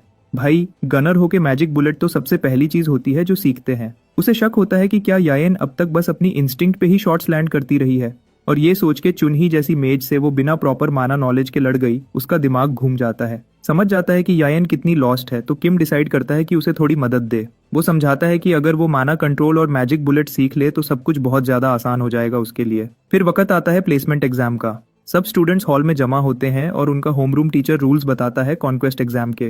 वो एक पोर्टल के सामने खड़ा होकर बताता है कि टेस्ट एक डंजन में होगा जिसका नाम है मिस्ट फॉरेस्ट, और थोड़ा घबराता हुआ वो डंजन की स्पेशल कंडीशन समझाता है। सबसे पहला रूल है हाई स्कोर। जितने मॉन्स्टर्स हर स्टूडेंट 10 मिनट में मार सके वही उसका स्कोर होगा, तो ऑब्जेक्टिव सीधा है, ज्यादा से ज्यादा मॉन्स्टर्स को मारो। दूसरा रूल है फिक्स्ड जोन। सीधी भाषा में बोलें तो एक रैंक लॉक्ड एरिया है जहां तुम्हारा हर गियर, हर ट्रेड, सब कुछ F रैंक तक डाउनग्रेड हो जाएगा। टीचर सबको बताता है कि उनका कोर तक इस रैंक लॉक से अफेक्ट होगा और वार्न करता है कि कोई चालाकियां करने की जरूरत नहीं, स्पेशली माना मैनेज करते वक्त। ये सब कहकर वो एक एक करके नाम बुलाने लगता है ताकि स्टूडेंट्स डंजन में जाएं। रूम में सब तुरंत कंप्लेंट करने लग जाते हैं। सब स्टूडेंट्स चीख रहे होते हैं कि रूल्स कितने अनफेयर हैं। टीचर को ये सब सुन के लगता है कि ज्यादातर बच्चे तो बिल्कुल ही बेकार हैं। हाँ, कुछ अच्छे भी हैं जैसे हानसोमी और चॉय जुंग पी जो शायद वाकई चांस रखते हैं। अगला ग्रुप बुलाया जाता है जिसमें किम और याइन भी शामिल हैं। तैयार होते हुए किम कैजुअली याइन को कहता है कि राइफल यूज करे और अगर कोई ज्यादा नजदीक आए तो सीधा हेडशॉट मारे। चुनही दूर से ये सब देखती है और सोचती है कि अजीब बात है कि कोई लड़का जो गनर भी नहीं वो ऐसे टैक्टिकल टिप्स दे रहा है जैसे कोई एक्सपर्ट हो। उसके बाद सब अपने रास्ते निकल जाते हैं और किम अकेला डंजन के अंदर कदम रखता है। काफी अरसा हो गया था जब वो आखिरी बार यहाँ आया था, इसलिए वो इस चांस को अपनी नए लेवल की ताकत टेस्ट करने के लिए यूज करता है। जैसे ही टाइमर शुरू होता है वो बिना वक्त जाया किए एक गॉब्लिन को सीधा उड़ा देता है जो समझ रहा था उसका छोटा सा घटिया अटैक चल जाएगा। मिस्ट फॉरेस्ट में मॉन्स्टर्स कहीं से भी निकल आते हैं जो उन स्टूडेंट्स के लिए मुश्किल हो जाता है क्योंकि वो इनसे डील करने के आदी नहीं। मगर हर सिस्टम की तरह इस डंजन की भी कुछ कमजोरियां हैं और किम जानता है कि सबसे बड़ी कमजोरी इसके रिपीट होने वाले फिक्स्ड पैटर्न्स हैं। गॉब्लिन की पोजीशन देखकर उसे लगता है ये शायद सी पैटर्न का हिस्सा हो। ये सोचकर वो अपनी शॉर्ट ब्लेड को रेडी करता है और सही टाइम पे फेंकता है और सीधा एक ओगर की आंख से होता हुआ उसके दिमाग तक चला जाता है। एक पल के लिए तो सोचता है क्या अब उसे स्टाफ की जरूरत भी है। हल्की सी स्माइल के साथ वो गिरते हुए मॉन्स्टर के हथियार उठा लेता है जैसे उससे लूट लिया हो और वहीं से पॉइंट्स स्टैक करना शुरू कर देता है। बिना किसी रोक टोक के बैटलफील्ड में घुस जाता है। इस रैम्पेज के बीच दो ट्रोल्स सोचते हैं कि उन्होंने परफेक्ट टारगेट ढूंढ लिया और किम पे चार्ज कर देते हैं, मगर उनकी होप्स तो धूल हो जाती हैं क्योंकि किम जरा भी नहीं हिलता। निकलते वक्त किम को याद आता है कि एक रीप्ले फीचर भी होता है तो वो तुरंत फुटेज डिलीट कर देता है। जानता है अगर सिस्टम ने मॉन्स्टर बिहेवियर को उसके एग्जैक्ट मूव्स के साथ सिंक कर दिया तो बाद में बड़ी मुसीबत हो सकती है। सिर्फ 3 मिनट गुजरे हैं और वो ऑलरेडी इतने पॉइंट्स ले चुका है कि सब क्वेस्ट कंप्लीट हो जाए, तो उसे लगता है बेहतर यही है कि ज्यादा अटेंशन खींचने से बचा जाए और वो डंजन से बाहर निकल जाता है। तभी उसकी नजर येन पे पड़ती है जो बिल्कुल सैड लग रही है और मुंह में बोल रही होती है कि फाइट कितनी टफ थी। किम को इतनी जल्दी निकलता देखकर होमरूम टीचर उसे पहचान लेता है। ये वही लड़का है जो पीवीपी मैच फॉरफिट कर चुका था और अब दोबारा सिर्फ कुछ ही मिनट्स में डंजन से निकल आया। अपने दिल ही दिल में वो इस मेंटल स्टेट को कमजोर समझ के मजाक उड़ाता है कि ऐसा बंदा ड्रैगन स्लेयर बनेगा भी कैसे। मगर उसका ओपिनियन तुरंत पलट जाता है जब वो रैंक्स चेक करता है और देखता है कि Kim already mid high level bracket में पहुंच गया है।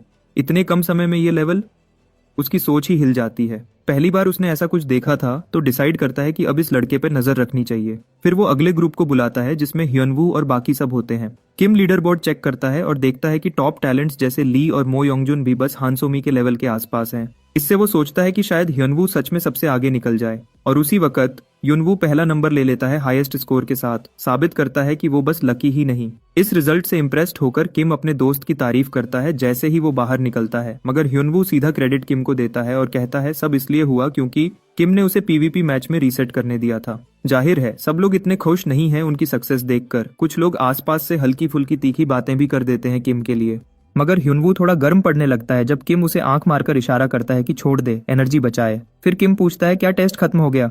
ह्युनवू बताता है कि चुनही का स्कोर अभी तक नहीं आया। इस दौरान डंजन के अंदर चुनही मुश्किल में है, गॉब्लिन्स ने उसे घेर लिया है और वो मुश्किल से उन्हें स्लो कर पा रही है। तभी उसे याद आता है जो किम ने याइन से कहा था, हेड पे एम करने वाली बात, और डिसाइड करती है कि खुद भी ये ट्राई करेगी। अपनी माना को एक सॉलिड पुल में डालती है और अपनी बो खींचकर एक हैवी शॉट लेती है। आखिर में उसका स्कोर काफी लो आता है और जैसे ही सबके सामने फ्लैश होता है वो शर्म से बोलती है कि कितना नाइंसाफी है स्कोर को सबके सामने ऐसे दिखाना।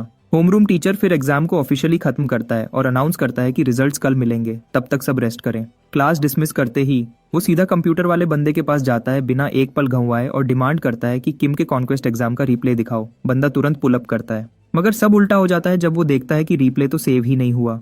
ये टीचर को बिल्कुल ठीक नहीं लगता। तो थोड़ी देर की चेकिंग के बाद उन्हें सब समझ आ जाता है कि किम ने खुद ही फुटेज डिलीट कर दी थी। वो जानता है अगर किम इसी रेट पे चलता रहा तो जल्दी ही 2000 पॉइंट्स के ऊपर चला जाएगा। पहले तो उसके दिमाग में आता है कि शायद किम ईविल लॉर्ड का कोई अपोस्टल है जो एकेडमी में घुस आया हो, तो चुपचाप उसके खिलाफ कुछ प्लान करते हैं। फोर आइज पूछता है क्या इस केस को प्रिंसिपल तक रिपोर्ट करना चाहिए, मगर होमरूम टीचर डिसाइड करता है कि थोड़ा और ऑब्जर्व करना बेहतर है, क्योंकि अगर बिना पक्के सबूत के उस पर हाथ डाला तो किम गायब हो जाएगा और पकड़ना और मुश्किल हो जाएगा। चलते चलते ली कंक्लूड करता है कि अगर किम वाकई इम्पोस्टर है तो जल्दी ही अपनी असल शक्ल दिखा देगा। तभी कैफेटेरिया में हमारा हीरो यूनवू और येन के साथ कॉफी पे मिलता है। लगता है वो लोग कैफे में इसलिए जमा हुए हैं कि एक अजीब सी बुकलेट समझ सकें एक अच्छी कॉफी के साथ। किम ह्युनवू से कहता है कि अपनी स्टूडेंट आईडी निकाले और पॉइंट्स चेक करे। वो समझाता है कि जो नंबर दिख रहा है वो अवेलेबल पॉइंट्स हैं जो एकेडमी में करेंसी की तरह काम करते हैं। वो ये भी बताता है कि पॉइंट्स डंजन क्वेस्ट से मिलते हैं जैसे बुकलेट में लिखा है, और इनसे आइटम्स या सर्विसेज खरीदी जा सकती हैं, लेकिन वो और उनसे उन रिकॉर्डिंग्स को भी खरीदा जा सकता है जो स्टूडेंट डंजन से निकलने से पहले एक्सेस करते हैं, इंक्लूडिंग दूसरे स्टूडेंट्स के रिप्लेस। वो 100 पॉइंट्स देकर सोमेन का रिप्ले दिखाता है। ब्लू बालों वाली लड़की की रिकॉर्डिंग इतनी आसानी से अवेलेबल देखकर ह्युनवू बिल्कुल स्पीचलेस हो जाता है। किम कहता है क्योंकि ह्युनवू का स्कोर इतना सॉलिड है तो उसका रिप्ले भी शायद ज्यादा बिक रहा होगा, और एग्जैक्टली वही होता है। ह्युनवू हैरान हो जाता है जब वो देखता है कि उसे 300 पॉइंट्स मिलते हैं क्योंकि स्टूडेंट्स उसके रिप्ले खरीद रहे हैं। उसका दोस्त तुरंत समझ जाता है कि ये एक्चुअली काफी बुरा है क्योंकि दूसरे स्टूडेंट्स अब उसे एनालाइज करके उसकी वीकनेसेस जान सकते हैं। किम उससे बताता है कि चाहे वो डंजन के स्पेशल रूल्स की वजह से लकी था, सबको जल्दी ही पता चल जाएगा कि उसका कोर कितना वीक है, मगर पॉइंट्स की वैल्यू देखकर ये गैम्बल वर्थ इट है। फिर हमारा हीरो एक स्पेशल ट्रेनिंग रूम के बारे में बताता है जहां माना बहुत डेंस होती है जिससे कल्टीवेशन और ग्रोथ और तेज होती है। ह्युनवू एक्साइटेड हो जाता है कि कोई ऐसी जगह भी है, मगर किम उसे कहता है कि ज्यादा एक्साइट ना हो क्योंकि एंट्री के लिए काफी स्ट्रिक्ट कंडीशंस हैं। ह्युनवू तुरंत गेस करता है कि शायद इसमें एक हाथ और एक किडनी देनी पड़ती होगी, और किम कंफर्म करता है कि वहां सिर्फ 6 घंटे के लिए 500 पॉइंट्स लगते हैं। ह्युनवू को तुरंत समझ आ जाता है कि अगर वो डेली वहां जाएगा तो सड़क पे बैठे भिखारियों जैसा हो जाएगा, इसलिए वो पूछता है कोई और तरीका है क्या। तब हमारा हीरो एक्साइटेड होकर बताता है कि वो सीजन पास ले सकते हैं जो टॉप क्लब्स को दिया जाता है, मतलब उन्हें मोयंगजुन जैसे किसी से सोर्ड्समैनशिप क्लब की स्पॉट छीननी पड़ेगी जो कि इम्पॉसिबल लगता है। तो ह्युनवू तुरंत गिव अप कर देता है, मगर किम उसे बताता है कि वो उसकी हेल्प करेगा, बस एक छोटी सी कंडीशन के साथ। हल्की सी स्माइल के साथ कहता है कि वो चाहता है ह्युनवू डीप डंजन में जाए जब वो काफी स्ट्रांग हो जाए, और बताता है कि वो मिस्ट फॉरेस्ट से बहुत ज्यादा खतरनाक जगह है। ह्युनवू कंफर्म करता है कि उसमें एक वॉरियर की रूह है, इसलिए वो इस ऑफर को मान लेगा। ये सुनकर किम उससे कहता है जितना हो सके ग्राइंड कर, वो 2 हफ्तों में उसके लिए सीजन पास ले ही आएगा। उसके बाद किम वर्कशॉप की तरफ एक और डील करने चला जाता है। अंदर जाते ही वो देखता है एक शट इन सीनियर अंधेरे में बिजी है जो सीधा पूछता है क्या काम है। हमारा हीरो पोलाइटली ग्रीट करता है और कहता है कि वो मैजिक इंजीनियरिंग क्लब ज्वाइन करना चाहता है।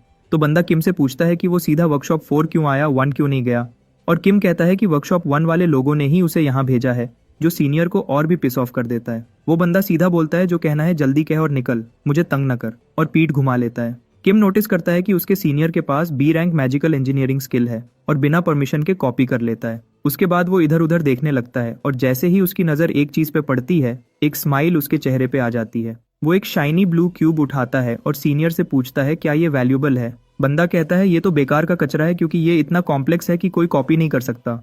तो किम कहता है क्या वो इसे ले सकता है, और बोलता है उसे फ्री में लेने में बुरा लग रहा है। तो वो ट्रेड ऑफर करता है एक कैटलिस्ट रिएजेंट के बदले, क्योंकि चाहे वो आइटम इतना बड़ा डील नहीं, लेकिन एक इंजीनियर को कैटलिस्ट हमेशा चाहिए ही होता है। जैसे उसने प्लान किया था, सीनियर खुशी खुशी ट्रेड कर लेता है और कहता है कि इस डील को सीक्रेट ही रखे, और हमारा हीरो हंसते हंसते वहां से निकल जाता है, देखते हुए वो बेवकूफ सेलिब्रेट कर रहा है कि उसने 1000 पॉइंट्स की कैटलिस्ट ले ली। तभी किम के सामने एक ऑप्शनल क्वेस्ट पॉपअप होती है और वो तुरंत एक्सेप्ट कर लेता है चाहे कितनी भी मुश्किल हो, क्योंकि ज्यादातर लोग नहीं जानते कि इस क्वेस्ट का रिवॉर्ड क्या है। वो है S rank item cube of life, और क्योंकि किम ने ऑलरेडी पास्ट में 1000 S रैंक कैरेक्टर्स रेज किए हैं, वो सीधा मोनेट ट्रेनिंग रूम जाता है क्योंकि उसे एक सीक्रेट पता है जिससे वो पूरी टीडियस क्वेस्ट लाइन से बचेगा। अपनी एम्पलीफिकेशन स्किल यूज करके copied B rank magic engineering को एस रैंक तक अपग्रेड करता है और शुरू हो जाता है 10/10 रूबिक्स क्यूब सॉल्व करने एक क्रेजी 62 सेकंड टाइमर के साथ। नॉर्मली इसे सॉल्व करने में 3 दिन लग जाते, मगर वो सिर्फ 1 मिनट में सीरियस प्रोग्रेस कर लेता है। उसके बाद वो पूरी तरह लॉक इन हो जाता है और 1 घंटे तक फोकस्ड मेडिटेशन करता है अपना कोर ग्रो करने के लिए, और इसे 1 मिनट के क्यूब वर्क के साइकिल्स में रिपीट करता रहता है बिना रुके, क्योंकि उसे क्यूब ऑफ लाइफ फ्राइडे से पहले चाहिए, एक बहुत खास इवेंट के लिए। अगले दिन क्लास में किम हैरान होता है जब देखता है कि याने इतनी सुबह आ गई है जबकि ह्यूनवू लेट है, मगर उसका ध्यान तुरंत बिखर जाता है जब यान उस पर सरप्राइज डायनासोर कुकी अटैक करती है। हमारा हीरो इंप्रेस हो जाता है उसके क्रंची डायनासोर कुकीज पर। तब ह्यूनवू फाइनली दिखाई देता है और किम उससे पूछता है कि स्पेशल ट्रेनिंग रूम का एक्सपीरियंस कैसा था। एक बड़ी स्माइल के साथ ह्यूनवू कहता है कि उसका एक्सपीरियंस बहुत अच्छा रहा और उसे लगता है कि वो जल्दी ही ट्रेन हो जाएगा। ये सुनकर किम प्रॉमिस करता है कि वो जितनी जल्दी हो सके सीजन पास ले आएगा, जबकि याने को बुरा फील होता है जब उसने उसके क्यूट बेयर कुकीज को डायनासोर्स कह दिया। तब उनका होमरूम टीचर क्लास में एंटर करता है और अनाउंस करता है कि अब बैटल्स अरीना में होंगी और उनका टाइम लिमिट बढ़ाकर पूरे 10 मिनट्स कर दिया गया है, इसलिए सोच समझ के टाइम यूज करें। वो ये भी समझाता है कि हर फर्स्ट ईयर को 1 हफ्ते के अंदर 3 मैचेस कंप्लीट करने ही होंगे, वरना उनकी स्कोर डिक्रीज हो जाएगी अगर वो पार्टिसिपेट नहीं करते। ये सुनकर किम चुपके से स्माइल करता है और वो उस इवेंट के लिए एक्साइटेड है जिसका वो इंतजार कर रहा था। सोचता है कि अब वक्त आ गया है कंपटीशन को डिस्ट्रॉय करने का। वो अपना सिस्टम पैनल चेक करता है और देखता है एक सब क्वेस्ट जो उसकी हर एक जीत के साथ उसके रिवॉर्ड्स को इंक्रीज करेगी जैसे ही वो 3 पीवीपी मैचेस कंप्लीट करेगा। इसलिए इस बार वो जानता है कि उसे हर हाल में जीतना है। वो यूनवू से कहता है चलो अरीना चलते हैं, मगर जैसे ही वो निकलने लगता है याने उसका हाथ पकड़ के कहती है कि वो आज फ्री है। आसपास सब लोग घूर के देखते हैं, समझते हैं कि शायद कोई प्रपोजल होने वाला है, मगर उनकी उम्मीदें तुरंत टूट जाती हैं जब पता चलता है कि ये सिर्फ एक ट्रेनिंग सेशन की बात हो रही है जो दोनों ने पहले प्लान किया था। बाद में दोपहर को जब अरीना बिल्कुल खाली होता है और किम कैजुअली अपने दोस्त के साथ मजे ले रहा होता है, एक लाल बालों वाला बंदा जी होंग अचानक अंदर आता है और उसका मजाक उड़ाने लगता है कि उसने मिस सॉन्ग के अगेंस्ट हार मान ली थी। वो किम को बुरा भला बोलता है। यूनवू तुरंत गुस्से में आ जाता है। किम शांति से हाथ हिलाकर उसे रोकता है और सिचुएशन को संभाल लेता है। फिर भी किम ने डिसाइड कर रखा है कि वो रेडहेड को आसानी से नहीं छोड़ने वाला और उसे बताता है कि प्लेसमेंट एग्जाम्स में उन दोनों का सेम स्कोर आया था। ये सुनकर जी होंग और ज्यादा चिढ़ जाता है और चीखता है कि ये कितना इंसल्टिंग है। उसका कंपैरिजन एक डरपोक से किया जा रहा है और प्रूव करने के लिए वो किम को एक 1-on-1 ड्यूएल के लिए चैलेंज करता है। किम बिना हिचकिचाए एक्सेप्ट कर लेता है। किम एंजॉय करता है कि सब कुछ बिल्कुल उसके प्लान के अनुसार हो रहा है। जी होंग सोचता है कि वो एक ही स्ट्रॉन्ग मूव से मैच खत्म कर देगा, मगर किम एक कदम आगे रहता है और उसे हमिंगबर्ड स्पेल से तुरंत पैरालाइज कर देता है। वो जी होंग का मजाक भी उड़ाता है कि वो उसी ट्रिक से दोबारा हार गया, खासकर जब कुछ दिन पहले थंडर गर्ल ने भी उसकी बेइज्जती की थी। ग्रे किम कहता है कि उसने कम से कम सॉन्ग चुन ही जितनी सख्ती नहीं दिखाई और आराम से फाइट खत्म कर देता है। पूरी तरह हारकर भी रेडहेड मानने को तैयार नहीं और जिद करता है कि अगर एक और मैच हुआ तो वो अलग तरीके से खत्म होगा। किम भी मजाक मजाक में मान जाता है और एक और राउंड के लिए तैयार हो जाता है, मगर रिजल्ट वही रहता है। जी होंग और भी बुरी तरह हार जाता है। फिर भी वो गिव अप नहीं करता। जी होंग फिर चैलेंज करता है, अभी भी आशा कर रहा है कि वो जीत जाएगा, जबकि किम को बस एक और विन चाहिए होती है अपनी क्वेस्ट कंप्लीट करने के लिए। वो एक्टिंग करता है जैसे वो बिल्कुल थक गया है और कहता है कि अगर फिर से लड़ना है तो उसे कुछ रिटर्न में चाहिए होगा। बेचारा जी होंग इतना अशांत हो जाता है कि तीसरी फाइट के लिए अपने घर की बनाई हुई एक महंगी स्पिरिचुअल पिल तक दे देता है, सिर्फ इस उम्मीद में कि शायद इस बार जीत जाए। मगर इस बार भी रिजल्ट बिल्कुल वैसा ही होता है। उसकी वॉट फिर से लग जाती है, बिल्कुल उसी तरह। इस बार उसका दिमाग थोड़ा ठीक हो जाता है। वो मान लेता है कि उसकी हार पक्की है और किम से शर्मिंदा होकर माफी मांगता है और सच्चे दिल से कहता है कि उसने किम को गलत समझा। डरपोक कहना उसकी सबसे बड़ी मूर्खता थी। मगर किम उससे बस इतना कहता है कि फिलहाल तो ऐसे ही शो कराए जैसे वो एक डरपोक हो। थोड़ा अजीब लगता है, लेकिन जी होंग बिना कुछ पूछे मान जाता है।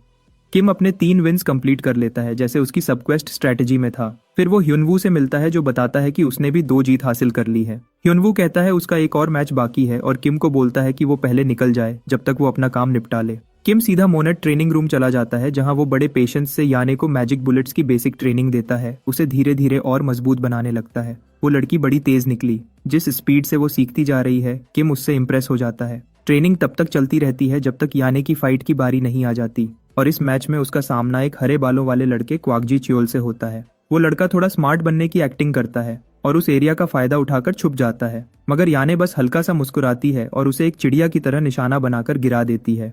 एकदम साफ और आसान जीत मिल जाती है। उस रात होमरूम टीचर बैठ के मैच रिप्लेस देख रहा होता है और उसे कुछ अजीब लगता है। उसकी आंखें फट जाती हैं जब वो याने की फाइट देखता है और हैरान होता है कैसे कोई सिर्फ 2 दिन में इतना इम्प्रूव कर सकता है। तभी उसे याद आता है कि उसने सुना था किम उसके साथ ट्रेनिंग कर रहा था और उसे समझ आ जाता है कि किम ने फिर से कुछ बड़ी चालें चली हैं। ये सोचकर टीचर थोड़ा घबरा जाता है और वो सोचता है कि असल में ये लड़का है कौन। उधर किम आराम से किसी और जगह पूरी तरह क्यूब पे फोकस किए हुए होता है और आखिर वो क्यूब ऑफ लाइफ को बना लेता है जो लाइफ टाइप आइटम्स की इफेक्टिवनेस को 1.3 गुना तक बढ़ा देता है।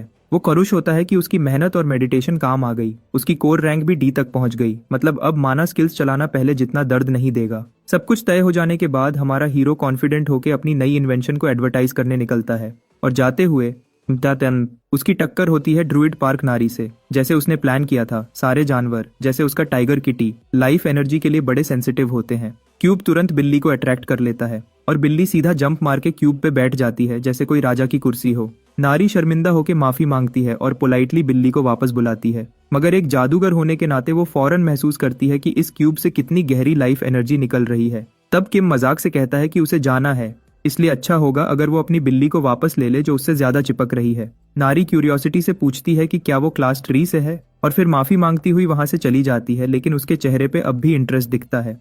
किम को पता है उसका मिशन सक्सेसफुल रहा, नेचर क्लब का ध्यान खींच लिया, सीजन पास मिलने की राह अब और खुल गई है। अब वो पूरी तरह तैयार है अपने मेन इवेंट के लिए। थोड़ी देर बाद क्लास में टीचर कोई बोरिंग लेक्चर पढ़ा रहा होता है, लेकिन किम के दिमाग में सिर्फ उसका अगला मूव घूम रहा होता है। मगर किम पूरी इंटेंसिटी से बस 1 और मिनट का इंतजार करता है ताकि वो खास इवेंट ट्रिगर हो सके। जैसे ही क्लास खत्म होती है, सारे स्टूडेंट्स आराम से रिलैक्स होकर गपशप करने लगते हैं। तभी अचानक एक गहरी लाल रोशनी चमक उठती है और हवा में कहीं से एक धड़कती हुई ऑर्ब जाहिर हो जाती है।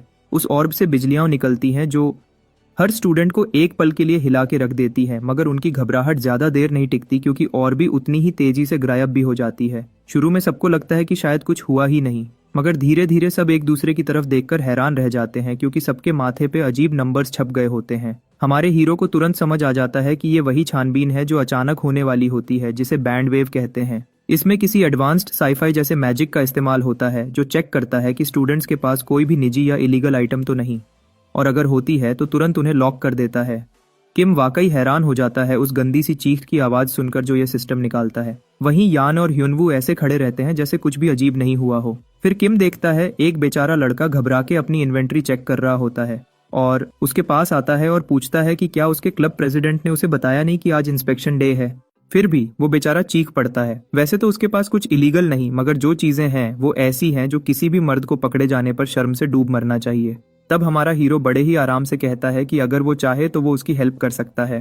पहले तो लड़का शक करता है कि किम वाकई कुछ कर भी पाएगा या नहीं, लेकिन जैसे ही किम उसका आइटम वापस लेता है, लड़का तुरंत गिड़गिड़ाता है कि उसे बचा लो और वचन देता है कि वो उसकी हर बात मानेगा। ये सुनकर किम बिल्कुल शांत अंदाज में उसे याद दिलाता है कि अब वो उस पर एक कर्ज छोड़ गया है। वो लड़का बिना किसी हिचकिचाहट के इस बात पे अग्री करता है।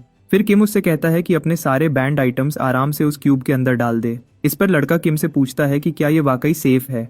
दोनों टेबल के नीचे चिपक के बैठे हुए जैसे कोई इलीगल काम कर रहे हो। किम लड़के से कहता है, लेना है तो लो वरना रहने दो।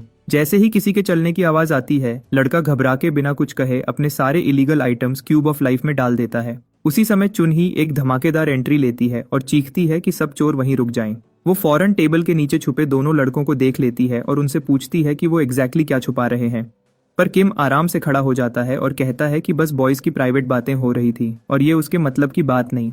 वो लड़का भी उसकी हाँ में हाँ मिलाता है और कहता है कि वो लोग कुछ गलत नहीं कर रहे थे, लेकिन चुनही उसे कहती है कि जो भी चीजें उसके पास हैं सब निकाल के दिखाए। फिर वो किम की तरफ मुड़ती है और कहती है कि जो भी छुपा रखा है सब सामने लाए, क्योंकि और भी कभी झूठ नहीं बोलता। मगर जब और भी बिल्कुल भी रिएक्ट नहीं करता तो वो शॉक हो जाती है, हैरान होकर देख रही होती है और किम मजे से एक्सक्यूज करके वहां से निकल जाता है। अंदर ही अंदर बहुत ज्यादा कलुष होता है कि उसने क्यूब ऑफ लाइफ बिल्कुल वक्त पे हासिल कर लिया फ्राइडे के लिए, क्योंकि ऐसा एक आइटम की यूटिलिटी दिखाना जो बैंड वेव को बाईपास कर सके, उसके हाथ एक बार्गेनिंग पावर आ जाएगी। क्लास के बाद किम उसी लड़के के साथ हॉलवे से गुजर रहा होता है जो बार बार उसका शुक्रिया अदा करता है, शायद इसलिए कि अगर वो पकड़ा जाता तो अब तक सांस लेना कठिन हो गया होता। किम एक शरारती स्माइल के साथ उसे याद दिलाता है कि उसने ये सब मुफ्त में तो किया नहीं। फिर कहता है कि सीधा अपने क्लब प्रेसिडेंट के पास जा और वहां से अपनी चीजें वापस ले ले। तो लड़का थोड़ा घबरा के कहता है कि वैसे भी वो उससे काफी दिन से मिलना चाह रही थी। देखा जाए तो थीव्स गिल्ड पूरे ड्रैगन स्लेयर एकेडमी में सब इलीगल आइटम्स को इधर उधर करने की जिम्मेदार है, और बिल्कुल एंट्रेंस पे किम देखता है कि वो बेचारा बिल्कुल निश्चलता से अपनी बॉस को हेलो कहता है और वो सीधा उसके चेहरे पे लात मार देती है कि उसने उसे उसके छुट्टी के दिन परेशान क्यों किया। फिर वो बेचारे की अच्छी खासी धुलाई करती है कि उसने उसका कीमती फ्री टाइम बर्बाद कर दिया और किम देखता है कि वो उस बेचारे पर किस तरह टूट पड़ती है। आखिर किम उसे याद दिलाता है कि वो भी वहाँ खड़ा है और वो लड़की फौरन शांत हो जाती है और अपना परिचय करवाती है कि उसका नाम गायोंग है और वो थीव्स क्लब की प्रेसिडेंट है। वो तुरंत बिजनेस मोड में चली जाती है और डिमांड करती है कि किम उसे वो चीज दिखाए जो बैंड वेव सिस्टम को पूरी तरह बाईपास कर सकती है। जब वो क्यूब ऑफ लाइफ को करीब से देखती है तो उसे विश्वास नहीं होता कि ये वही चीज है जिसके बारे में उसने सुना था और वो मान भी लेती है कि उसका दिल कर रहा है अभी के अभी इसे चुरा ले। मगर किम याद दिलाता है कि अगर उसने ऐसा किया तो फौरन पकड़ी जाएगी क्योंकि सब मैजिटेक आइटम्स में एंटी थेफ्ट फीचर होता है। ये सुनकर वो सरप्राइज हो जाती है कि ये चीज वाकई मैजिटेक है। फिर उसका जोश धीरे से ठंडा पड़ जाता है और वो पीछे होके पूछती है कि असल में किम चाहता क्या है। साथ ही ये भी बता देती है कि अभी क्लब वैसे भी थोड़ा खराब चल रहा है इसलिए ज्यादा कुछ दे नहीं सकते। मगर किम उसे तसल्ली देता है कि वो कुछ ऐसा नहीं मांगेगा जो वो लोग दे ही नहीं सकते। फिर बड़े ही तमीज से निवेदन करता है कि क्या वो उसे उनके टेम्पररी अंडरग्राउंड स्टोरेज रूम तक ले जाएगी, थोड़ी प्राइवेट बिजनेस बात करनी है। इससे फौरन उसका मूड खराब हो जाता है। उसकी आंखों से पता चल रहा है कि उसे ये बात बुरी लगी। वो सोचती है कि क्या किम सीरियस है। ये टेम्पररी स्टोरेज रूम असल में वो जगह है जहां तुरंत बैंड वेव से पकड़ने के बाद सारे जब्त किया गया इलीगल आइटम्स रखे जाते हैं। गुयोंग समझाती है कि यूजुअली एक हफ्ते के अंदर अंदर ये सब चीजें ऐसे गायब हो जाती हैं कि कोई नहीं जानता किधर गई। मगर किम बिल्कुल चिल होकर कहता है कि उसे पहले से पता है कि 2 दिन के अंदर खुद प्रेसिडेंट वहां जाने वाली है। ये सुनकर वो किम पे शक करती हुई पूछती है कि क्या वो डिसिप्लिनरी कमेटी का कोई चमचा है। किम बस कंधे हिला के कहता है कि उसका उन अहंकार से भरे लोगों से कोई लेना देना नहीं, बल्कि उसकी वैसे भी उनसे नहीं बनती। ये सुनकर गुयोंग कहती है कि हाँ, पहले जो मदद उसने की उसका तो धन्यवाद, मगर ये जो अब मांग रहा है ये उतना आसान काम नहीं है। तब किम उससे कहता है कि वो जानता है कि दिन रात डिसिप्लिनरी कमेटी के लोग टेम्पररी स्टोरेज रूम की रक्षा करते हैं और वहां सिर्फ घुसना ही मुश्किल नहीं बल्कि काम करने के बाद निकलना तो लगभग असंभव है। इसीलिए वो एक मजबूत डील रखता है कि उसे बस बाहर निकलने में मदद चाहिए, बदले में वो क्यूब ऑफ लाइफ उन्हें दे देगा। गुयोंग कुछ देर के लिए गंभीरता से सोचती है। उसे समझ आता है कि अगर उनके पास ऐसी मैजिकल क्यूब हो जो बैंड वेव तक को चकमा दे दे तो थीव्स क्लब अपनी कीमती चीजें आसानी से छुपा सकता है। वो सोच ही रही होती है कि किम उसकी आंखों में आंखें डाल के देखते हुए एक आखिरी मौका देता है। इस डील को मान ले वरना ऑफर हमेशा के लिए चली जाएगी। जिस जगह ये ऑपरेशन होने वाला था वहां थीव्स क्लब के सारे लोग जमा हो गए थे ताकि कोई बड़ी हरकत करने से पहले सब क्लियर हो जाए। क्लब लीडर गुयोंग यंग ने एक एक को गिन के देखा ताकि तसल्ली हो जाए कि सब उपस्थित हैं। सब लोग वहां उपस्थित थे मगर चोर थोड़ा कंफ्यूज थे क्योंकि एक अनजान न्यू मेंबर को भी टीम में डाल दिया गया था। गुयोंग ने बिना ज्यादा जानकारी दिए बस इतना कहा कि वो लड़का मदद के लिए हमारे साथ है। स्वभाव से पुराने चोरों को शक होता है क्योंकि वैसे भी ये जॉब काफी रिस्की है और एक नया बंदा सब गड़बड़ कर सकता है। डेवन क्लब की टेक गर्ल और साइट के बाहर से सपोर्ट ने कंफर्म कर दिया कि सारी तैयारियां पूरी हो गई हैं। एक आखिरी सुझाव देते हुए लीडर ने किम को कठोरता से कहा कि किसी भी सूरत वो बाहर खड़ा न रहे और अंदर घुसते ही सबसे पहला काम छोटी चीजें चुराना है। सबने अपनी टांगों में शैडोवी पावर्स डाल दी और थीव्स क्लब सीधा आगे बढ़ गया। इस टेक्निक का नाम था साइलेंट स्टेप्स, एक बहुत काम की बी रैंक मूवमेंट टेक्निक। अब जब से किम ने क्यूब बनाई थी उसने बिना डरे मैजिक इंजीनियरिंग को स्किल स्लॉट से हटा दिया और उसकी जगह स्टेल्थ स्किल डाल ली। सिर्फ एक दफा क्लब को यह टेक्निक यूज करते देखना ही काफी था। इस बेचारे बिल्डिंग के एंट्रेंस पे बस एक ही गार्ड था और उसे बिल्कुल अंदाजा नहीं था कि अब क्या होने जा रहा है। एकदम से उसने अजीब सी बटरफ्लाइज अपने आसपास मंडराती देखी। तब उसके दिमाग में शक जागा कि कुछ गड़बड़ है, मगर तब तक बटरफ्लाइज गायब हो चुकी थी और एक शैडोड फ्लाइट बन गए थे। ये समय गार्ड्स को पकड़ने के लिए सही था। ये एक परफेक्ट तरीका था ताकि बिना खून बहाए गार्ड को पकड़ा जा सके। इस पुरानी बिल्डिंग के तीसरे मंजिल पर बहुत सारा हथियाया गया ट्रेजर था। वहां अथॉरिटीज ने बहुत से सिक्योरिटी स्पेल्स लगा रखे थे। बहुत से ट्रैप्स से निकलने के बाद भी ग्रुप को एक गार्ड ने देख ही लिया। वो गार्ड अपने स्टाफ को बुलाने की कोशिश करता है मगर थीफ ट्विंस तुरंत उसे बांधकर बिना हानि पहुंचाए उसे गिरा देते हैं। फिर और भी गार्ड्स मिले और ग्रुप ने बहुत ही तेजी और चतुराई से सिक्योरिटी वालों को बिना खून बहाए कंट्रोल कर लिया। आखिर वो लोग उस आखिरी मोड तक पहुंचे जो टेम्पररी स्टोरेज रूम तक जाता था, मदर लोड तक जाने से पहले। गुयोंग यंग ने एक आर्टिफैक्ट निकाला ताकि आखिरी बार चेक कर सके। मैजिक ग्लास से उसने देखा कि स्टोरेज रूम के दरवाजे पे एक अजीब गॉब्लिन जैसे बंदा गार्ड कर रहा है। वो एक 3rd ईयर का कठोर बंदा है जो A rank x hello cleaver लेके खड़ा है। एक थीफ लाइट जैसे गुयोंग के लिए ये सबसे बेकार मैचअप है। लगता है किम को आज रात पहले ही मदद करनी पड़ेगी। किम बॉस की तरफ मुड़ के कंफर्म करता है कि क्या उसकी स्किल लिस्ट में शैडो ड्रीम भी है। ये टेक्निक सिर्फ चंद लोग ही जानते हैं। मगर अब इतना वक्त नहीं बचा था कि किम समझा सके कि उसे ये सब कैसे पता चला। बॉस बताती ही उसने हल्का सा छूकर एम्पलीफाई यूज किया और सी रैंक शैडो ड्रीम को सीधा ए रैंक तक चढ़ा दिया। समय हाथ से निकल रहा था, इसलिए किसी को सरप्राइज्ड होने का मौका ही नहीं मिला। जू यंग ने शैडो ड्रीम चलाया और इतने बटरफ्लाइज निकाली जितने उसने जिंदगी भर में कभी नहीं देखे थे। वो पर्पल बटरफ्लाइज तुरंत एक्स लेके खड़े उस गुंडे के इर्द गिर्द मंडराने लगे, और जिस तरह का वो जंगली था उसने वो बड़ा सा हथियार घुमाना शुरू कर दिया बटरफ्लाइज को मारने के लिए। मगर बेचारा समझ नहीं पाया। जैसे ही एक बटरफ्लाई उसके करीब फटी, चेन रिएक्शन ट्रिगर हो गया। एक्स वाला गुंडा एक ही झटके में लाइन से बाहर हो गया। वो बिल्कुल ऐसा लग रहा था जैसे कोई कोकून हो जो अभी पंख लेकर निकलने वाला हो। ए रैंक स्किल्स आखिर ए रैंक ही होती है। यू यंग ने दिल ही दिल में तय कर लिया कि मिशन के बाद उस फ्रेशमैन से जरूर पूछेगी कि ये सब अजीब हरकतें क्या हैं। प्लैंक। आखिरी रुकावट हटने के बाद थीव्स ने खजाना लूटना शुरू कर दिया। सब चमकती कीमती चीजें ढूंढ रहे थे। किम ने भी थोड़ी पर्सनल शॉपिंग कर ली। एकेडमी की बैंड आइटम लिस्ट ज्यादातर ऐसी चीजें रिस्ट्रिक्ट करती है जो बॉडी या माइंड को नुकसान पहुंचाए। अगर कोई चीज खतरनाक साइड इफेक्ट्स वाली हो तो वो सीधा बैन हो जाती है। आज रात किम की नजर बैंड आइटम्स पर है जिनमें एलिमेंटल पेनल्टीज हैं, जैसे ये शॉक स्टोन जो पैरालिसिस करता है। किम की एस रैंक एलिमेंटल रेजिस्टेंस की वजह से इन चीजों के कोई ड्रॉबैक्स नहीं बचते। कुछ देर तक आइटम्स को अच्छे से देखने के बाद उसने अपनी शॉपिंग पूरी कर ली। अब थोड़ा वक्त और मिल गया है तो सोचा क्यों ना कुछ स्किल बुक्स भी देख लो। एलिमेंटल पेनल्टीज वाली स्किल्स ज्यादातर बहुत पावरफुल होती हैं। उसे बुक्स देखते हुए आखिर एक जलती हुई बुक नजर आई जो गर्मी छोड़ रही थी। किम की कॉम्बैट स्किल्स वैसे भी कम है। वो लकी था कि उसे ये फायरी फिस्ट वाला ग्रिमोयर मिल गया। जब टीम लूट समेट रही थी तब कुछ लोग अचानक अंदर घुस आए। ड्रैगन स्लेयर एकेडमी का स्टूडेंट काउंसिल प्रेसिडेंट सॉन्ग चुनकी और दूसरे साल का डिसिप्लिन कमेटी मेंबर ग्वॉक्स्युंग जे वहां आ गया। दांग यूयंग घबराई नहीं मगर थोड़ी सी चिढ़ गई। लगता है इस ऑपरेशन को करने के लिए उन्होंने गलत दिन चुना। स्टूडेंट काउंसिल प्रेसिडेंट ने बिना किसी की सुनने सीधा डिमांड किया कि सब लोग शांति से सरेंडर करें और डिसिप्लिनरी रूम चलें।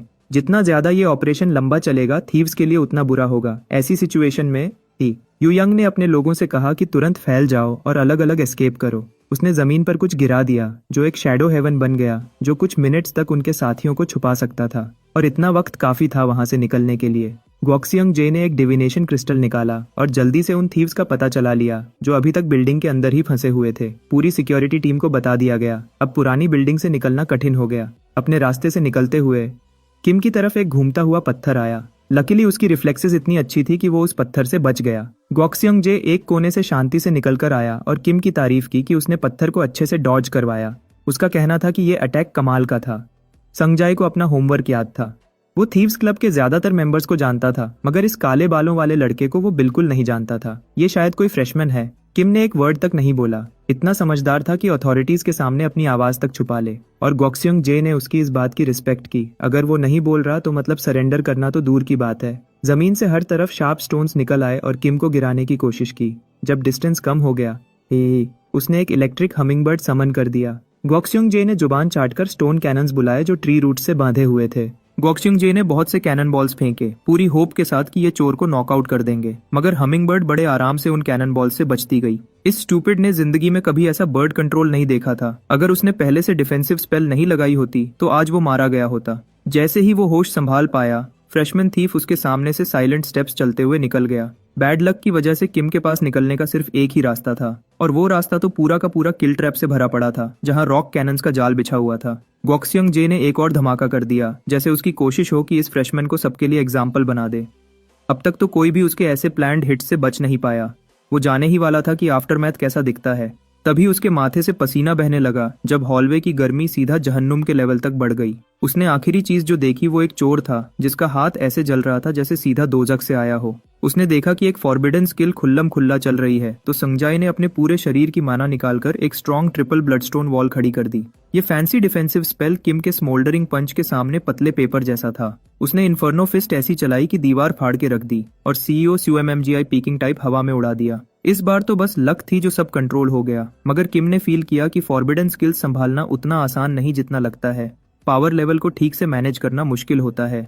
लकीली उसने वक्त पे हाथ खींच लिया, वरना सुंगजाई को सीरियस चोट लग जाती। स्कूल तो शायद चुप रह जाता, मगर एमरल्ड मैजिक टावर और डिसिप्लिनरी कमेटी तो पक्का छानबीन करते। वो लोग ओवर टाइम लगाकर किम की असल आइडेंटिटी निकालने की कोशिश करेंगे, पर उन्हें मिलना कुछ नहीं। केती। तभी उसे लोगों के चलने की आवाज सुनाई दी। किम को समझ आ गया कि अब सीधा यहाँ से निकलना ही बेहतर है। जैसे ही वो बैटलफील्ड से साइलेंट स्टेप्स लेकर निकल गया, फ्रेशमैन डिसिप्लिनरी किड्स वहां पहुंचे। अगली सुबह कुछ लोगों को उठाकर स्टूडेंट डिसिप्लिनरी कमेटी के रूम ऑफ ट्रूथ में ले जाया गया। वहाँ चेयर पर बैठी डांग यू यंग ने इतनी जबरदस्त एक्टिंग की कि वो बिल्कुल मासूम लगी। इतना वक्त कस्टडी में बीत गया कि स्टूडेंट काउंसिल प्रेसिडेंट भी तंग आके रूम से निकल गई। अब डिसिप्लिनरी कमेटी चीफ ओसेहुन ने इस केस की बहुत शांति से इन्वेस्टिगेशन की। उसने बड़े आराम से टेम्पररी स्टोरेज का आइटम लेजर यू यंग के हाथ में दिया और उसने पेजेस को इतने शौक से उलटा कि जैसे दिवाली की शॉपिंग हो रही हो। उसने दिल से किम को थैंक यू कहा जो उसने सबकी हेल्प की। छोटी मगर कीमती चीजें उसके क्लब ने चुराई थीं। कमिटी चीफ और सबको पता था असली चोर कौन है, मगर वो कैसे आइटम्स छुपा रहे हैं और उनके पास क्या प्रूफ है, ये उनके हाथ नहीं लगा।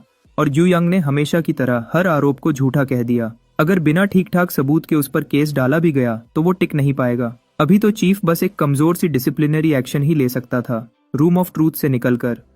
वो बाकी डिसिप्लिनरी कमेटी से मिली जो रूम के अंदर लोग गिन रहे थे। उन्हें लगा उनका एक कोर मेंबर मिसिंग है। उसको इतना खुश देखकर सॉन्ग चेन हाय और गुस्से में आ गई। उसके दिमाग में ये बात पक्की थी कि मास्टरमाइंड बहुत ही बेशरम है जो इनोसेंट बनने की एक्टिंग कर रही है। आखिर गुस्से से फटके चुन ही चिल्लाई कि उन चोरों में से एक ने तो इन्फर्नो फिस्ट जैसी खतरनाक स्किल चलाकर सीनियर गॉक्स्युंग जे को हॉस्पिटल भेज दिया।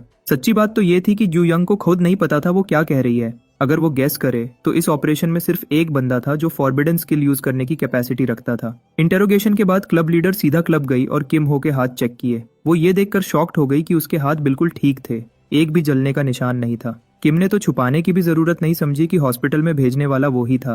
वो 4 आंखों वाला स्टूपिड भूल जाओ, अब तो लूट का माल चेक करने का टाइम है। जब उसने लाइफ क्यूब में इतने कलरफुल आइटम्स देखे, यू यंग के मुंह में पानी आ गया। उसने कभी इतने सारे कलरफुल आइटम्स एक साथ नहीं देखे थे।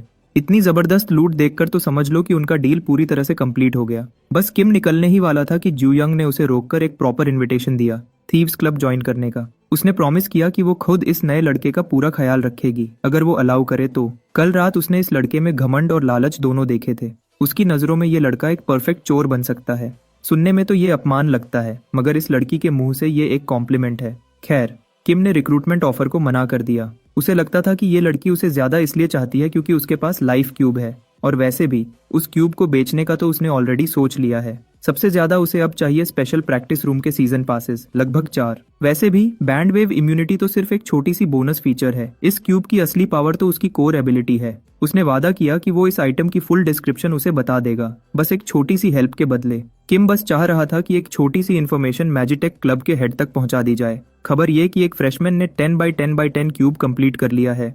यू यंग मान गई, और जब उसे पता चला कि ये लाइफ क्यूब असल में क्या चीज है, ये स्टोर्ड लाइफ आइटम्स की इफेक्ट्स को 1.3 टाइम्स तक बूस्ट करता है, तो उसके होश उड़ गए। इतनी पावरफुल चीज तो कुछ फैक्शंस में किसी भी दाम पे बिक जाएगी।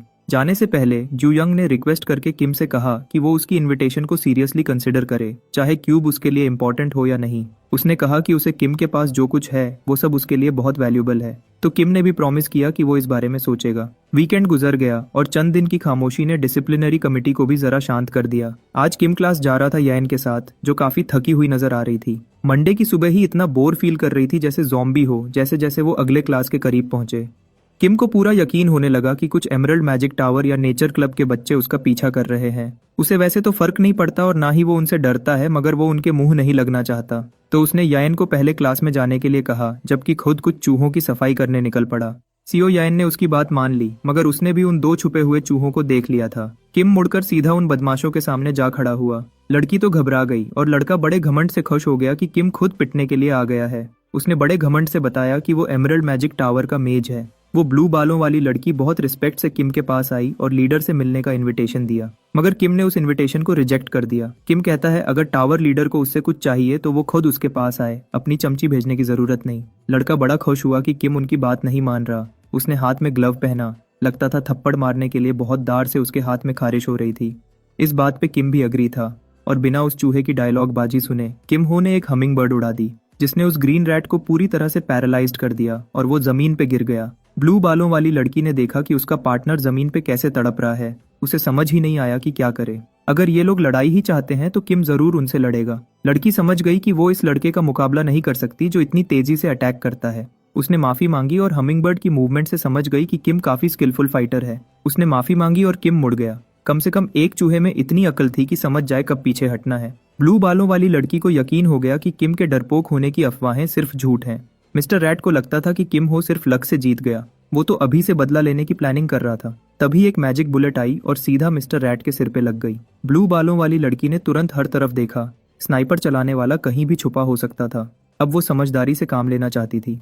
मगर मिस रैट भी फंस गई। एक और मैजिक शॉट सीधा उसके सिर में लग गया और इस तरह एमरल्ड मैजिक टावर के रिप्रेजेंटेटिव्स पूरी तरह से न्यूट्रलाइज हो गए। क्लास में इंस्ट्रक्टर समझा रहा था कि डंजन्स इस तरह डिजाइन किए जाते हैं कि अंदर जाने वाले लोगों की रिसोर्सेज धीरे धीरे खत्म हो जाएं। अंदर फंसने के बाद रिसोर्सेज का खत्म हो जाना फेलियर के बराबर होता है। हैरानी की बात तो ये थी कि यायन किम से भी बढ़कर क्लास में गई, शायद इसलिए कि वो बाहर कुछ बिचेस से निपट रही थी। आखिर इंस्ट्रक्टर ने अनाउंस किया कि उनका अगला raid test time attack format में होगा। सरफेस लेवल डंजन्स को प्रैक्टिस मोड में कई बार ट्राई किया जा सकता है, मगर असली टेस्ट सिर्फ एक चांस देता है।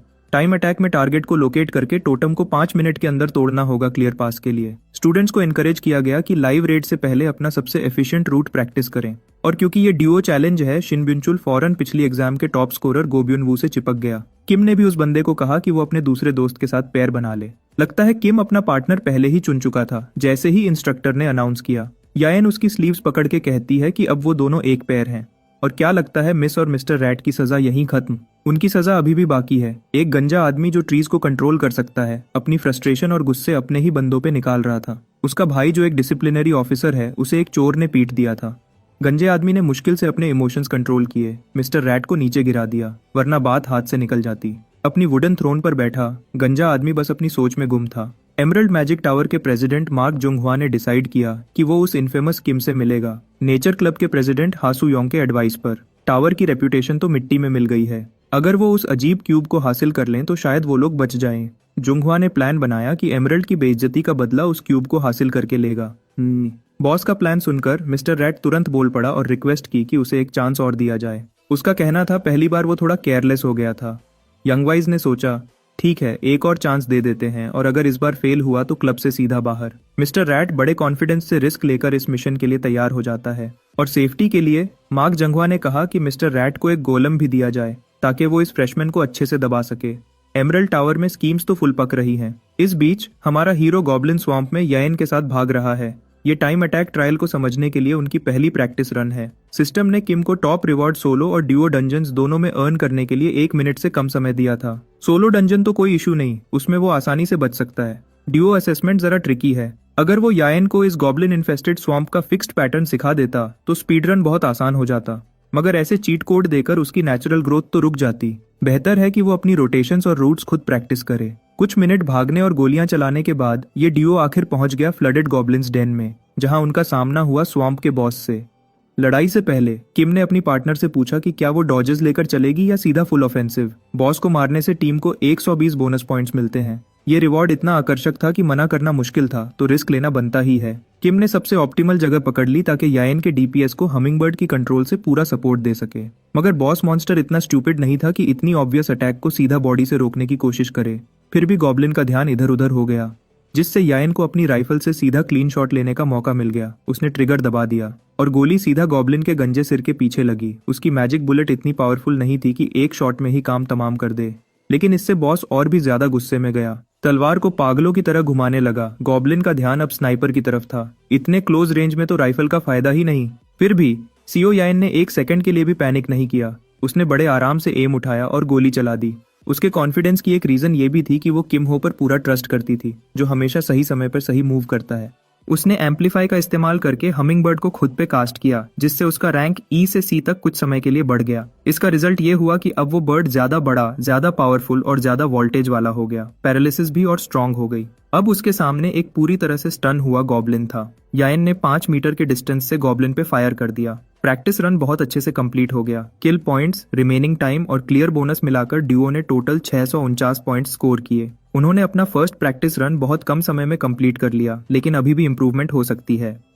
फिर से रन करने से पहले यायन ने अपने पार्टनर से कहा कि वो दोबारा वो मैजिक शॉट टेक्निक दिखाए। अब ज्यादा समय उसके साथ गुजार के किम को समझ आ गई कि ये लड़की असल में कितनी कॉम्पिटिटिव है। उसे गुस्सा इस बात का था कि गॉब्लिन बॉस तब क्यों नहीं गिरा जब उसने पहली शॉट ली, और क्योंकि वो अपने कुछ स्पेसिफिक स्किल्स पे काम करना चाहती है, इसलिए अच्छा होगा कि ट्रेनिंग सेंटर जाया जाए। शूटिंग रेंज में किम ने एक लेसन प्लान बनाया स्किल डिस्चार्ज पे। अभी तक उसकी पार्टनर के माना शॉट्स की क्वालिटी टॉप लेवल है, मगर वो उन्हें बस टूल्स की तरह ट्रीट करती है और इस तरह उनका ट्रू पोटेंशियल जाया हो जाता है। ये समझाने के लिए उसने एक माना बुलेट बनाई और अपने हाथ को मैनेजन बना के दिखाया। इस तरह वो क्विक माना रिलीज और परफेक्टली टाइम्ड स्नैप का एक डिटेल्ड डेमोन्स्ट्रेशन दे सका है। ये डिस्चार्ज का कोर प्रिंसिपल था। ये नॉर्मल माना शॉट जैसा ही है, मगर वो छोटी एडजस्टमेंट्स जो टेक्निक और पावर को बिल्कुल बदल देती है, बस उन्हें पकड़ना पड़ता है। उसके इंस्ट्रक्शंस फॉलो करते हुए एसईओ यान ने किम की फिंगर गन डेमो को कॉपी करना स्टार्ट किया। जब उसने बुलेट आगे भेजनी चाही तो वो बुलेट उल्टा पीछे चली गई। यान एक पावरफुल गनर थी, मगर उसे कुछ बेसिक फंडामेंटल्स का पता नहीं था। डिफिकल्टी थोड़ी कम करने के लिए वो दोनों बुलेट्स की जगह सिर्फ माना शॉट शूट करने लगे। यान की असाइनमेंट थी कि अपनी माना शॉट परफेक्ट करे। तब तक किम कुछ खाने के लिए चला गया। जैसे ही वो जाने लगा, यान ने एक ब्लैक कार्ड दिया ताकि वो उससे पेमेंट कर सके। उस कार्ड की चमक देखकर समझ आया कि यान असल में बहुत अमीर लड़की है। कैफेटेरिया पहुंचकर किम ने अनलिमिटेड फंड्स का पूरा फायदा उठाया और थोड़ा थोड़ा सब कुछ ऑर्डर कर दिया। जब वो काउंटर पर ऑर्डर दे रहा था तो सोर्ड्समैन हान सोमन ने उसे देख लिया। सॉन्ग चुन ही ने भी अपना सिर घुमाया और जो मेटल फॉर्क वो यूज कर रही थी उसके दांतों से टुकड़े कर दिया। ये असल में एक परफेक्ट चांस था वो बात कंफर्म करने के लिए जो उसे दिनों से परेशान कर रही थी। वो किम के पास दौड़ी आई और उससे कहा, क्या वो उसका हाथ देख सकती है 1 मिनट के लिए। वो चोर जो इन्फर्नो फिस्ट यूज करके स्टोरेज इंसिडेंट में बच निकला, अब तक पकड़ा नहीं गया। चुन ही बहुत सरप्राइज्ड हुई थी जब उसने सुना कि वो चोर हमिंगबर्ड स्किल में एक्सपर्ट था और थीव्स क्लब से भी लिंक्ड था, और वो एक बंदे को अच्छे से जानती है जो हमिंगबर्ड स्पेल का एक्सपर्ट है। चुन ही किम के हाथ चेक करना चाहती थी। वो देखना चाहती थी कि क्या उसके हाथ पे जलने के निशान हैं। उसने ऐसी एक्टिंग की जैसे वो शर्मिंदा है और वो सच में पकड़ा गया हो, इसलिए उसने अपना हाथ उठाया और चुन ही को दिखाया। जब पहला हाथ बिल्कुल क्लीन निकला तो उसने कहा कि दूसरा हाथ दिखाओ। बड़े गौर से देखने के बाद भी कोई जलने का निशान नहीं मिला। वो एक शॉक में थी और कुछ समय के लिए भूल गई कि किम के हाथ छोड़ने भी हैं। उसे लगा था कि वो चोर किम ही है। अब वो खुद शर्मिंदा हो गई और इस सिचुएशन से बचने के लिए वहां से भाग गई। थोड़ा मजाक करने के लिए किम ने कहा कि पाम रीडिंग से उसका फ्यूचर बताए, और खास तौर पे उसकी लव लाइफ के फ्यूचर के बारे में। उसके इस जोक से गुस्सा होकर उसने चीख के कहा कि उसके बुरे दिन आने वाले हैं। बाकी कमिटी तो अब धीरे धीरे थककर शांत हो रही थी, मगर ये जिद्दी लड़की अब भी चोर की तलाश में लगी हुई थी। खैर, किम ने इस सिचुएशन को इतनी समझदारी से हैंडल किया कि उस पर बिल्कुल शक नहीं हुआ। अगले दिन किम और येन दोनों स्पीड रन प्रैक्टिस कर रहे थे। इस दफा उसने एक बड़ी स्नाइपर राइफल के बजाय 2 पिस्टल्स चुन ली। इस तरह वो गॉब्लिन्स पर एक पावरफुल अटैक कर सकती थी। छोटे एनिमी से निपटाने के बाद अब बिग गन्स निकालने का वक्त आ गया था। हमेशा की तरह किम ने एक सपोर्टिव रोल लिया।